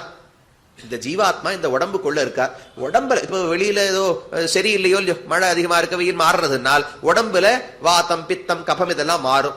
மாறினா ஆத்மாவுக்கு துன்பம் ஏற்படுகிறதே. உடலுக்கு மாறுதல்கள் ஏற்படலாம், ஆனா துக்கம் ஆத்மாவுக்குத்தானே ஏற்படுகிறது. ஒருவேளை பகவானுக்கும் இதே போல துக்கம் உண்டோ? ஏன்னா எல்லா பொருள்களுக்குள்ளும் இருக்காரு. இந்த உடம்புக்குள்ள பரமாத்மாவும் இருக்கார், எந்த பொருளுக்குள்ளும் அவரும் இருக்கிறார் என்றால் அந்த அச்சேதனத்துக்கோ சேத்தனத்துக்கோ ஏற்படும் மாற்றங்கள் துன்பங்களாலே பகவானுக்கு பாதிப்பு உண்டா, குற்றம் ஏற்படுமான்னு கேள்வி. நஸ்தானதோபி பரஸ்ய, பகவான் எல்லா பொருள்களுக்கும் இருந்தாலும் எந்த மாறுபாடும் அவருக்கு வராது. உபயலிங்கம் சர்வத்திரகி, தோஷங்களுக்கு எதிர்த்தட்டானவர், குணங்கள் அனைத்தையும் உடையவர். இந்த பண்பு அவருக்கு மாறவே மாறாது. இது பரமாத்மாவினுடைய ஒரு அடையாளம். தோஷங்கள் இல்லாதவர்னு சொல்லக்கூடாது. அகிலஹேய பிரத்யநீகன்னு சொன்னால் தோஷங்கள் இல்லாதவர்னு மட்டும் சட்டுன்னு சொல்லிடக்கூடாது. ஆச்சாரியர்கள் ரொம்ப ஜாக்கிரதையா சொல்லுவா, ஹேய பிரதிபடன். இதுதான் ஆச்சாரியர்கள் பயன்படுத்தக்கூடிய வாக்கியம். என்ன அர்த்தம்னால் தோஷங்களுக்கு முரண்பட்டவர்னு அர்த்தம். தோஷங்கள் இல்லாதவர்னு சொன்னால் அவர்கிட்ட மட்டும் தோஷம் இருக்காதுன்னு கிடைக்கும். தோஷங்களுக்கு முரண்பட்டவர்னு சொன்னால் அவரோடு யார் தொடர்பில் வந்தாலும் அவர்களிடத்திலும் தோஷம் இருக்க முடியாது. நாம் போய் பகவானுடைய திருவடிகளை பற்றுகிறேன்னால் அவர் எப்படி தோஷமற்றவரோ நம்முடைய தோஷங்களையும் போக்கி விடுகிறார். அப்ப இப்ப இருட்டு இருக்கிறதுனால் வெளிச்சம் வந்தா இருட்டு இருக்கவே முடியாது இல்லையோ, அத போல பரமாத்மாவிடமும் குற்றங்கள் இருக்க முடியாது, அவரோடு தொடர்பு பட்டவர்களிடத்திலும் தோஷங்கள் இருக்க முடியாது. அதுதான் ரெண்டு அடையாளங்கள். அகிலஹேய பிரத்யநீக கல்யாணீக தானத்துவம், அதான் அருகலிலாய பெரும் ஷீர் என்று முதல் பகுதியால சொன்னார். அதுக்கு மேல அமரர்கள் ஆதி முதல்வன், நித்திய சூரிகளுக்கெல்லாம் கூட தலைவனாக காரணமாக பகவான் இருக்கிறார். இங்கேயே ஒரு அழகான கருத்து இருக்கு. நித்திய சூரிகளுக்கு காரணமாக பகவான் இருக்கிறார்னு சொன்னேனோ இல்லையோ, உடனே நீங்க எல்லாரும் புருவத்தை உயர்த்தணும். சாமி நித்திய சூரியன்னு சொல்லிட்டீர், காரணம்னு சொல்றீர். எப்பவுமே இருக்கிறவாளுக்கு காரணம் எதற்கு? நாம் இந்த உலகத்துல படைக்கப்படுகிறோம். இந்த மேஜைக்கு காரணம் வேணும், மரக்கட்ட காரணம். இந்த உடலுக்கு பஞ்சபூதங்கள் காரணம், இந்த வேஷ்டிக்கு பஞ்சு காரணம். ஒரு பொருள் நித்தியமான பொருள் இருக்குன்னு வச்சுப்போம். வைகுண்டத்தில் இருக்கிற அனந்தன், கருடன், விஸ்வக்சேனர் இவர்களெல்லாம் என்னைக்குமே படைக்கப்படுவதே கிடையாது. ஆனால் தான் நித்திய சூரிகள்னு பெயர். நித்திய சூரிகளுக்கு காரணம்னு சொல்றீரே, காரணமே இருக்க முடியாது. நித்தியமான பொருளுக்கு எப்படி காரணம் இருக்க முடியும்னு ஒரு கேள்வி. கூரத்தாழ்வான் ஸ்ரீவைகுண்டஸ்தவத்தில் தெரிவிக்கிறார், இச்சாதையேவ தவ விஸ்வ பதார்த்த சத்தா. நித்திய சூரிகளுக்கும் பகவான் காரணம்னு சொல்ல வேண்டும். எப்படினால் பகவான் நித்தியமானவர், அவருக்கு என்னைக்கு உற்பத்தியோ அழிவோ கிடையாது. அந்த பகவானுக்கு ஒரு ஆசை, நித்தியமான ஒரு சங்கல்பம், இச்சை இருக்கிறதா. என்ன சங்கல்பம்னால் இவர்களெல்லாம் நித்திய சூரிகளாக இருக்க கடவர்கள்னு பகவான் நினைச்சிட்டு இருக்கார். இவருடைய சங்கல்பம் இருப்பதால் தான் இவர்கள் நித்திய சூரிகள். தானா நித்திய சூரிகளாக ஆக முடியாது. ஒரு நாள் ஆனார்களான்னு கேட்டா அப்படி அர்த்தம் கிடையாது. என்றைக்குமே இவர்கள் அஸ்பிருஷ்ட சம்சார கந்தர்களாக பாப புண்ணியங்கள் இல்லாமல் நித்திய சூரிகளாக இருக்கட்டும்னு பகவானுக்கு ஒரு எண்ணம் இருக்கு. என்னைக்கு தோன்றியதுன்னா என்றைக்கும் தோன்றவில்லை, நித்தியமாக இந்த எண்ணம் இருக்கிறது. அந்த எண்ணம் இருக்கிறபடியால் தான் அவர்கள் நித்திய சூரிகள். அவருக்கு எண்ணம் இல்லாவிட்டால் அவர்கள் இல்லாமல் போய்விடுவார்கள். அதனால பகவான் அவர்களுக்கும் காரணம். உலகத்தில் அனைத்துக்கும் காரணம்னு சொன்னால் லீலா விபூதிக்கு மட்டும் காரணம்னு சுருக்கி கொள்ளவே கூடாது. நித்திய விபூதிக்கும் பகவான் காரணம், ஜீவாத்மாக்களுக்கும் பகவான் காரணம். ஜீவாத்மா நித்தியமானவராச்சேன்னு கேட்டால் அவர் எண்ணத்தால் தான் இவர் நித்தியமானவர். அவர் அழிக்கணும்னு முடிவு பண்ணிட்டா அழிச்சிட முடியுமோ இல்லையோ, முடிவு பண்ண மாட்டார். நித்தியமாக இருக்கட்டும்னு சங்கல்பித்தபடியாலே நித்தியமானவர்கள். அப்ப முதல்ல சொன்னது அருகலிலாய பெரும் சீர், உபயலிங்கம். அமரர்கள் ஆதி முதல்வன், நித்திய சூரிகளுக்கு தலைவன் சொல்லுவதும் பரமாத்மாவுக்கு ஒரு அடையாளம். கருகிய நீல நன்மேனி வண்ணன், கருப்பு மணிய போல அழகான திருமேனி உடையவர், இதுவும் பகவானுக்கு சொல்லப்பட்ட அடையாளம். நீலதோயத மத்தியஸ்தா வித்யுல்லேகேவ பாஸ்வரா நீவார சூக்கவத்தன்வி பீதாபாஸ்யா தனூபமா. கருப்பு மேகம், அதுக்குள்ள மின்னல் வெளுப்பா அடிக்கணுமா, அத போல பகவானுடைய திருமேனி ஒளியோடு கூடின கருப்பாக இருக்கிறது என்று சாஸ்திரம் சொல்லுகிறது. அப்படிப்பட்ட பரமாத்மா இந்த ஹிருதயத்துக்குள்ளே வசிக்கிறார்னு உபனிஷத் வாக்கியம். அப்ப கருகிய நீல நன்மேனி வண்ணன். நாலாவது செந்தாமரை கண்ணன், அழகான தாமரை போன்ற கண்களை உடையவர் என்பதும் பரமாத்மாவுக்கான அடையாளம். இந்த விஷயத்துலதான் யாதவ பிரகாசருக்கும் சுவாமி ராமானுசருக்கும் முரண்பாடு ஏற்பட்டது. தசயதா கப்பியாசம் புண்டரீகம் ஏவம் அக்ஷினி என்று உபனிஷத் வாக்கியம் சொல்லுகிறது. ராமானுசர் சொன்னார், அழகான தாமரை வர்ணிக்கப்படுகிறது. தாமரை போன்ற கண்களை உடையவர். தாமரை போன்றன்னு சொன்னா தாமரை விட மிக உயர்ந்தது. தாமரைக்கு நிகரானதுன்னு சொல்ல முடியாது, வேற எடுத்துக்காட்டு இல்லை. அதனால தாமரை தாமரைன்னு சொல்லிக் கொள்ளலாம். கட்டுரைக்கில் தாமரை நின் கண்பாதம் கை ஒவ்வா என்று நம்மாழ்வார் பாடுகிறார். அப்ப தாமரை போன்ற கண்களை உடையவன் புண்டரீகாக்ஷன் என்பதும் பரம்பொருளுக்கான ஒரு அடையாளம். செந்தாமரை கண்ணன் பொருசிறை புல் உவந்து ஏறும். பொருசிறை புல்னா பெரிய சிறகுகளை உடைய கருடாழ்வான். அந்த கருடாழ்வான் பேரிலே உவந்து ஏறும். ஆனந்தமா ஆசையோட பகவான் ஏறி அது மேல பிரயாணம் செய்வாராம். அதுவும் ஒரு அடையாளம். கருட வாகனத்துவம் என்பதும் பரம்பொருளுடைய ஒரு அடையாளம். இது ஒவ்வொன்றுமே இவர்தான் பரமாத்மான்னு காட்டிக் கொடுக்கிறது. பொருசிறை புல் உவந்தேறும். இதுல மறுபடியும் ஒரு அழகான கருத்து சொல்லுகிறார். 2 பேருக்கு ஆனந்தம். புருஷரை புல்லுன்னு சொன்னால் பகவான் என் பேரிலே அமரப்போகிறார்னு கருடனுக்கு ரொம்ப ஆனந்தமா. தினமும் இவர் பேர்ல தானே போறார்னால் இன்னைக்கு கைங்கரியம் என்ற பாக்கியம் கிடைச்சதோ இல்லையோ, அதனால் ஆனந்தம்னா குரங்குனா வாழை தூக்கி எங்கேயானு அடிக்கும். பக்ஷி ஆனந்தம் வந்தா என்ன பண்ணும், சிறகுகளை இப்படி அடிச்சு காட்டுமா. அத போல பெருமான் வரப்போகிறார், கருடோத்சவம் நடக்க போறதுனால் சிறகுகளை அப்படி அடிச்சு ஆனந்தமா காத்துட்டு இருப்பாராம் கருடன். சரி, அவருக்கு ஆனந்தம் இருக்கட்டும், பகவானுக்கு அழுத்து போகாதா? நாமே ஒரு வண்டி வாங்கினோம்னா 3 வருஷம் 4 வருஷத்துக்குள்ள அழுத்து போயிடுறது, புதுசு வாங்குறோம். இவர் அனாதி காலமா ஒரே வாகனம் வச்சிருக்காருனால் உவந்து ஏறும். என்றைக்கு கருடன் பேரில் ஏறினாலும் இன்னைக்கு புதுசா ஒரு பக்தன் கிடைத்தான் என்கிற எண்ணத்தோடு பகவான் ஏறுவாரான். அப்ப பகவானுக்கும் இவனிடத்தில் கைங்கரியம் கொள்வதில் ஆனந்தம், சேஷபூதனுக்கு கைங்கரியம் செய்வதில் ஆனந்தம். பொருசிறை புல் உவந்து ஏறும் என்று 2 பேருடைய தன்மையை சொன்னார். கடைசியா பூமகளார் தனிக்கேழ்வன், ஸ்ரீயப்பதியாக திருமகள் கேழ்வனாக இருக்கிறார். இதுல 6 ரசங்கள் சொல்லப்பட்டன. கடைசியா சுருக்கமா சொல்லிடுறேன். 2ஆம் பத்து 7ஆம் திருவாய்மொழி. கேசவன் தமர் கீழ்மேல் எவரே எழுபிறப்பும் 13 பாசுரங்கள். திருவாய்மொழி பாசுரங்கள் என்ன சட்டுன்னு கணக்கு பண்ணி பாருங்க. ஒவ்வொரு திருவாய்மொழிக்கும் 11 பாசுரங்கள். அமைப்பு எப்படி இருக்கு? 10 பாசுரங்கள்ல அந்த பெருமானை பத்தி பாடுவார். 11வது பாசுரம் பலஸ்ருதி. இந்த 10 பாட்டை சொன்னா என்ன கிடைக்கும், நான் இந்த திவ்யதேசத்தை பத்தி பாடினேன், இந்த பெருமானை பத்தி பாடினேன்னு 11வது பாசுரம். அப்ப ஒரு திருவாய்மொழின்னு சொன்னா 11 பாசுரங்கள். அத போல 100 திருவாய்மொழிகள் இருக்கின்றன. பெருக்கி பாருங்க, 1100 பாசுரங்கள் வரணும். 10 பாசுரங்கள், 11 பாசுரங்களா 100 பதிகங்கள் இருந்தா 1100 வரணும். ஆனா திருவாய்மொழியோட எண்ணிக்கை 1102. 2 எங்கேருந்து அதிகமா வந்ததுன்னா இந்த திருவாய்மொழி தான். 2ஆம் பத்து 7ஆம் திருவாய்மொழியில் மட்டும் 11 பாசுரங்கள் கிடையாது, 13 பாசுரங்கள் ஆழ்வார் பாடி இருக்கிறார். ஏன் பாட தெரியலையா, வாய் வரவளவலன்னு பேசிட்டாரா, எதனால நிறுத்தினார்னால் அந்த பதிகத்தினுடைய குறிக்கோளே பகவானுக்கு 12 நாமங்கள் சொல்றோம். கேசவ, நாராயண, மாதவ, கோவிந்த, விஷ்ணு, மதுசூதன, திரிவிக்ரம, வாமன, ஸ்ரீதர, ரிஷிகேச, பத்மநாப, தாமோதர. இந்த 12 நாமங்களையுமே தொடக்கமாக வைத்து 12 பாசுரங்களை ஆழ்வார் இயற்றுகிறார். பண்ணில் 12 நாமப்பாட்டு அண்ணல் தாள் அணைவிக்குமே என்று ஆழ்வார் பலஸ்ருதி சொல்றார். அப்ப 12 திருநாமங்களுக்கு 12 பாசுரங்கள், கடைசியில பலஸ்ருதி சேர்த்தா 13 பாசுரங்கள் இந்த திருவாய்மொழியில மட்டும் உண்டு. அந்த திருவாய்மொழியினுடைய 11வது பாசுரம் பற்பனாவன் உயர்வர உயரும் பெரும் திரலோன் ஏற்பரன் என்னையாக்கிக் கொண்டு எனக்கே தன்னை தந்த கற்பகம் என்னமுதம் கார்முகில் போலும் வேங்கடனல் வெற்பன் விசும்போர் பிரான் எந்தை தாமோதரனே என்று இந்த பாசுரம் தெரிவிக்கிறார். இங்க 5 விஷயம், பஞ்சாமிர்தம் கலப்பது போல ஆழ்வார் 5 விஷயங்களை தெரிவிக்கிறார் என்று வியாக்கியாத்தாக்கள் கூறுகிறார்கள். முதல்ல பற்பனாபன், முதல் குணம். உயர்வர உயரும் பெரும் திரலோன் 2வது. ஏற்பரன் என்னையாக்கிக் கொண்டு எனக்கே தன்னை தந்த கற்பகம் 3வது. என் அமுதம் 4வது. கார்முகில் போலும் வேங்கடனல் வெற்பன் இது 5வது.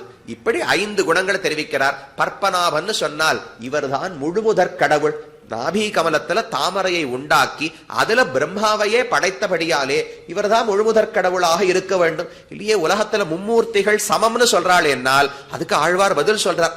முதலாம் திருவுருவம் 3 என்பர், ஒன்றே முதலாகும் 3க்கும் என்பர். முதல்வா நிகரிலகு காருருவா நின் அகத்ததன்றே புகரிலகு தாமரையின் பூ என்று ஆழ்வாருடைய பாசுரம். முதலாம் திருவுருவம் 3 என்பர். பிரம்மா, விஷ்ணு, ருத்ரன் 3 பேர் சமம்னு சில பேர் சொல்றா.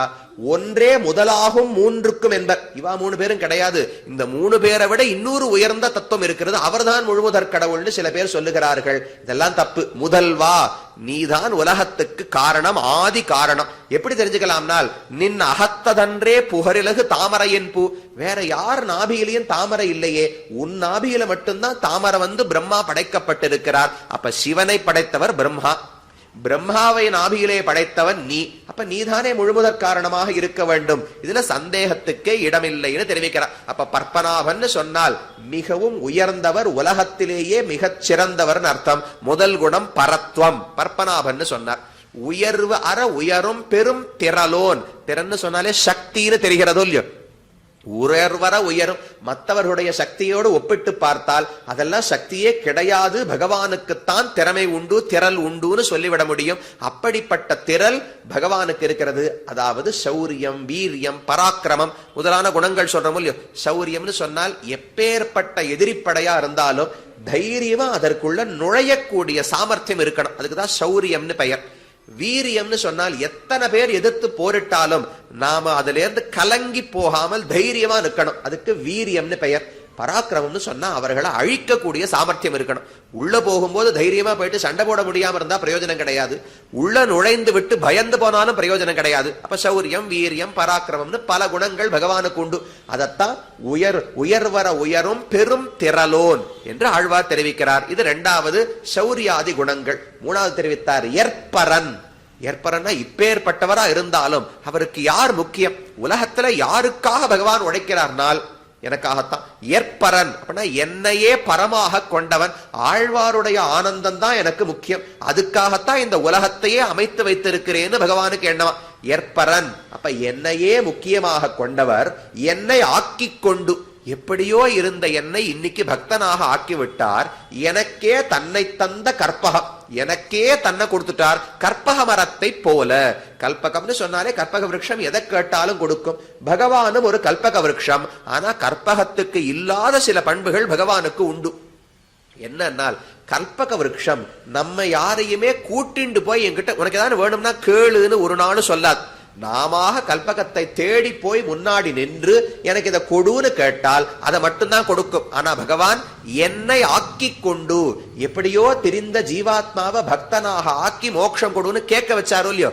கேட்க வைக்கும் செயல கற்பக மரம் பண்ணாது, ஆனா பகவான் அதையும் பண்ணுகிறார். அப்புறம் எனக்கே தன்னை தந்த கற்பகம், கற்பக மரத்தினிடத்தை போய் எனக்கு வேற ஒண்ணும் வேண்டாம், நீ என் வீட்டுக்கு வந்துடுறியா, நீ இங்க சொர்க்கத்துல அங்கங்கெல்லாம் இருக்க வேண்டாம். பாரிஜாத மரம் சொர்க்கத்துல இருந்தது, கண்ணன் திடீர்னு அதை போய் பறிச்சுன்னு வந்துட்டார். நப்பின்ன கேட்டார்னா அங்கிருந்து இங்க தூக்கின்னு வந்துட்டார்.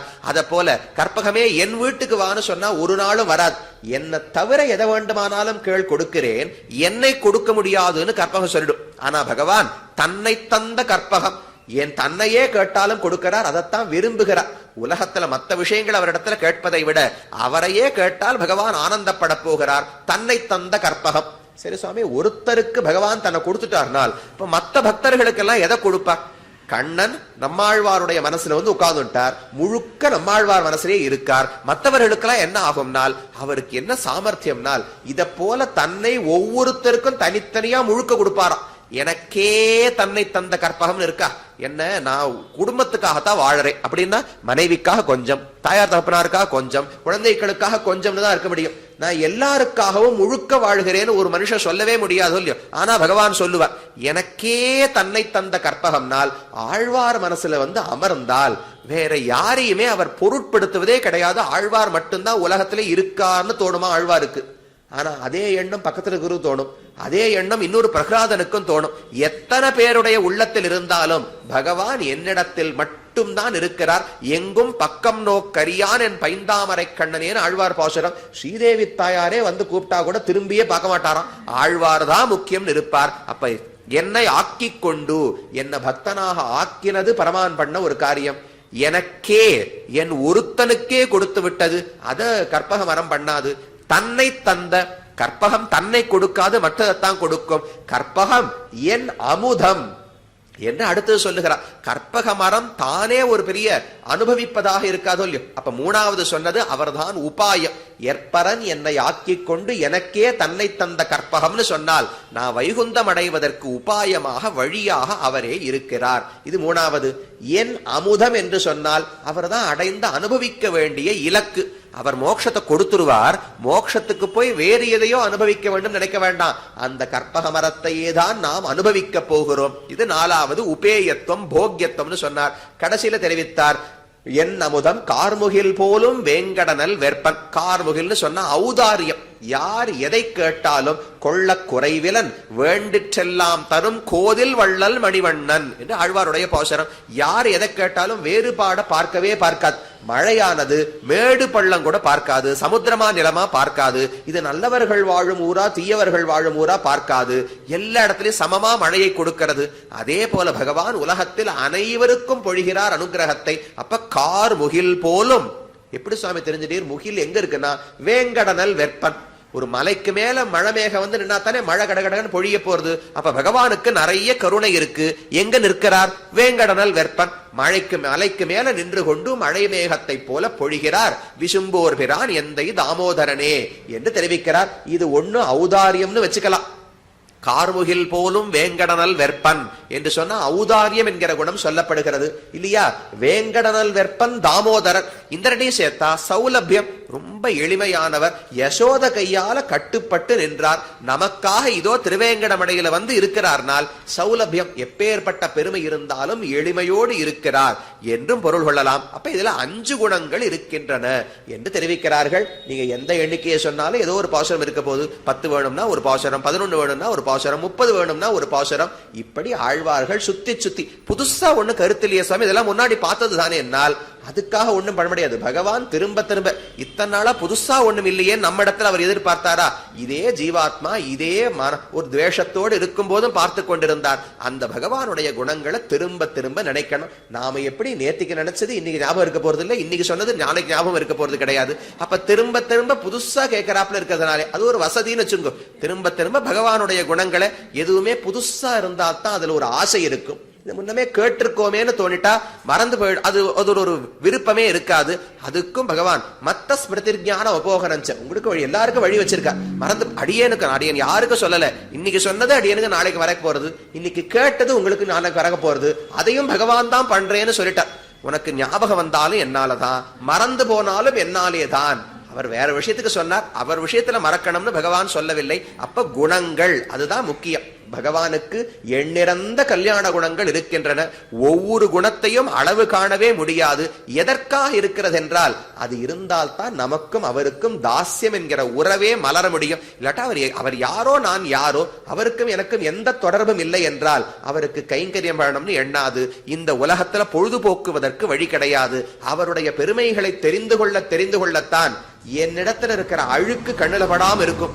படாமல் இருந்தால் தான் பயம் இல்லாமல் வாழ முடியும். இது எல்லாவற்றுக்கும் முக்கியம். பிரம்மம் சகுணம், குணமில்லாத பரமாத்மா கிடையாது. வேதங்கள் அனைத்துமே பிரம்மத்துக்கு குணம் உண்டு என்றுதான் சொல்லுகின்றன. சமஸ்த கல்யாண குணாமிருதோததின்னு ஆள வந்தார் தெரிவிக்கிறார். என்னென்ன நல்ல பண்புகள் உண்டோ அது எப்படி எண்ணிலடங்காத எப்படி இருக்க முடியும்? எத்தனை கிரந்தங்களையும் எடுத்துப்போம். இதுவரைக்கும் வந்த ஸ்தோத்திரங்கள், இதுவரைக்கும் வந்த புராணங்கள், இதுவரைக்கும் இருந்த அருளி செயல்கள் எல்லாத்தையும் எடுத்து இதுவே ஒரு பெரிய ஆராய்ச்சி கட்டுரை சாமி. நான் ஒவ்வொன்னையும் பட்டியலிட போறேன். எல்லாத்திலையும் பார்த்து எங்கேயும் ரெட்டிப்பு இல்லாமல் பார்த்து மொத்தம் 6384 குணங்கள் சொல்லப்பட்டுள்ளன கண்டுபிடிச்சேன்னு வச்சுங்களேன். அப்போ எண்ணிக்கை வந்து விட்டதே. எண்ணிலடங்காத குணங்கள்னு எப்படி சொன்னீர்கள்? இதுல அடங்காத சில குணங்கள் எப்பவுமே பரமாத்மாவிடத்துல இருக்கும். கூறத்தாழ்வான் ஒரு எடுத்துக்காட்டு காட்டுறார். ராவணன் யுத்தம் கடைசி நாளுக்கு முன்னாள் சண்டைக்கு வந்த போது அவனுடைய எல்லா பலத்தையும் அழித்து விட்டு இன்று போய் நாளை வான்னு ராமன் அனுப்பி வைத்தாரோ இல்லையோ, அதை பார்த்த கூறத்தாழ்வானுக்கு இந்த குணத்தை என்ன பண்றதுன்னு தெரியல. கோயம் குணஹா கதரகோட்டி கத கியான்வா கஸ்ய ஸ்துதே பதமஹோகத கஸ்ய பூமிஹி. பெருமானே இந்த குணத்துக்கு பேர் என்ன? இப்படி ஒரு குணத்தை நான் யார்ட்டையும் பார்த்தது கிடையாது. எந்த ராவணன் சீதையை பிரித்தானோ அவன் நிராயுத பாணியா நிற்கும் போது ஒரு அம்ப விட்டு யுத்தத்தை முடிக்காம போய் யோசிச்சுட்டு வா, இன்னும் ஒரு வாய்ப்பு தரேன், திருந்தனம்னா இப்ப கூட திருவடியில சரணாகதி பண்ணலாம், யோசித்துவான்னு அனுப்பினாயே. கோயம் குணஹா, இந்த குணத்துக்கு யாரானும் பேர் வச்சிருக்காளா? கதர கோட்டி கதஹா. இத பரத்துவத்துல சேர்க்கணுமா, எளிமையில சேர்க்கணுமா, பொறுமையில சேர்க்கணுமா, எந்த கூட்டத்துல சேர்க்கறதுன்னு தெரியல. கஸ்ய ஸ்துதே பதமோஹோ பத கஸ்ய பூமிஹி. இந்த குணத்தை யாரானும் முன்னாடி பாடி இருக்கிறார்களா? நான் அந்த புசத்தெல்லாம் எடுத்து பார்த்துட்டு வேணா நான் பாடலான்னு பாக்கிறேன், என்னால் இதை பாட முடியும்னு தோன்றவில்லைன்னு தெரிவிக்கிறார். அப்ப எத்தனை புராணங்களை பார்த்தாலும் இன்னும் பெயர் வைக்கப்படாத, குறிப்பிடப்பட முடியாத எத்தனையோ குணங்கள் பகவானுக்கு இருக்கும். அதனால அசங்கேயமான குணங்கள். அதை அனுபவித்து வைத்து நமக்கு அசங்கேயமான நாள் இல்லையோ இருப்பது குறிப்பிட்ட நாட்கள் தான். அதற்குள்ள இருக்கிற குணங்களை அனுபவிப்பதென்பது பெரியோர்கள் காட்டின மரபு. அந்த விதத்திலே நாம 3 நாட்களுக்கு ஆழ்வார்கள் அருளிச் செயல்களை கொண்டு ஒரு சில அர்த்தங்களை அனுபவிக்கும் பாக்கியத்தை பெற்றோம். இந்த வாய்ப்பை அடியேனுக்கும் நல்கினமைக்கு ஸ்ரீமத் பாகமாக பிரதிஷ்டாபனாச்சாரிய உபய வேதாந்தாச்சாரியராய் பரமஹம்ச பரிவ்ராஜகாச்சாரியராய் எழுந்தருளி இருக்கும் ஸ்ரீ எதிர்கி திராஜ நாராயண ராமானுஜ ஜீயர் சுவாமிக்கு அடியேனுடைய கிருத்தஜதையும் அவருடைய அனுகிரகம் என்றென்றைக்கும் அடியேனுக்கும் சரி, ஸ்ரீமதி நீளா ஸ்ரீமான் ராமானுஜம் சுவாமி அவர்கள் குடும்பத்தினர்களுக்கும் சரி, இங்கிருக்கும் அனைவருக்கும் சுவாமியுடைய அனுகிரகத்தாலே என்றைக்குமே பகவானுடைய அனுகிரகத்தாலும் எங்கும் திருவருள் பெற்று அனைவரும் இன்புற வேண்டும் என்று பிரார்த்தித்துக் கொள்ளுகிறேன். அமைகிறேன், க்ஷமிக்க பிரார்த்திக்கிறேன். ஸ்ரீவைகுண்ட விரக்தாய சுவாமி புஷ்கரணி தட்டே ரமயா ரமமானாய வெங்கடேஷாய மங்களம். ஸ்ரீமன் மகாபூதபுரே ஸ்ரீமத் கேசவ யஜ்வனः காந்திமத்யாம் பிரசூதாய யதிராஜாய மங்களம். ஸ்ரீமதே ரம்யஜாமாத்ர முனீந்திராய மகாத்மனே ஸ்ரீரங்க வாசினே பூயாத் நித்யஸ்ரீ நித்யமங்களம். यतिराज यतिराज यतिराज जय हो, यतिराज यतिराज रामानुज जय हो, रामानुज जय हो. यतिराज यतिराज यतिराज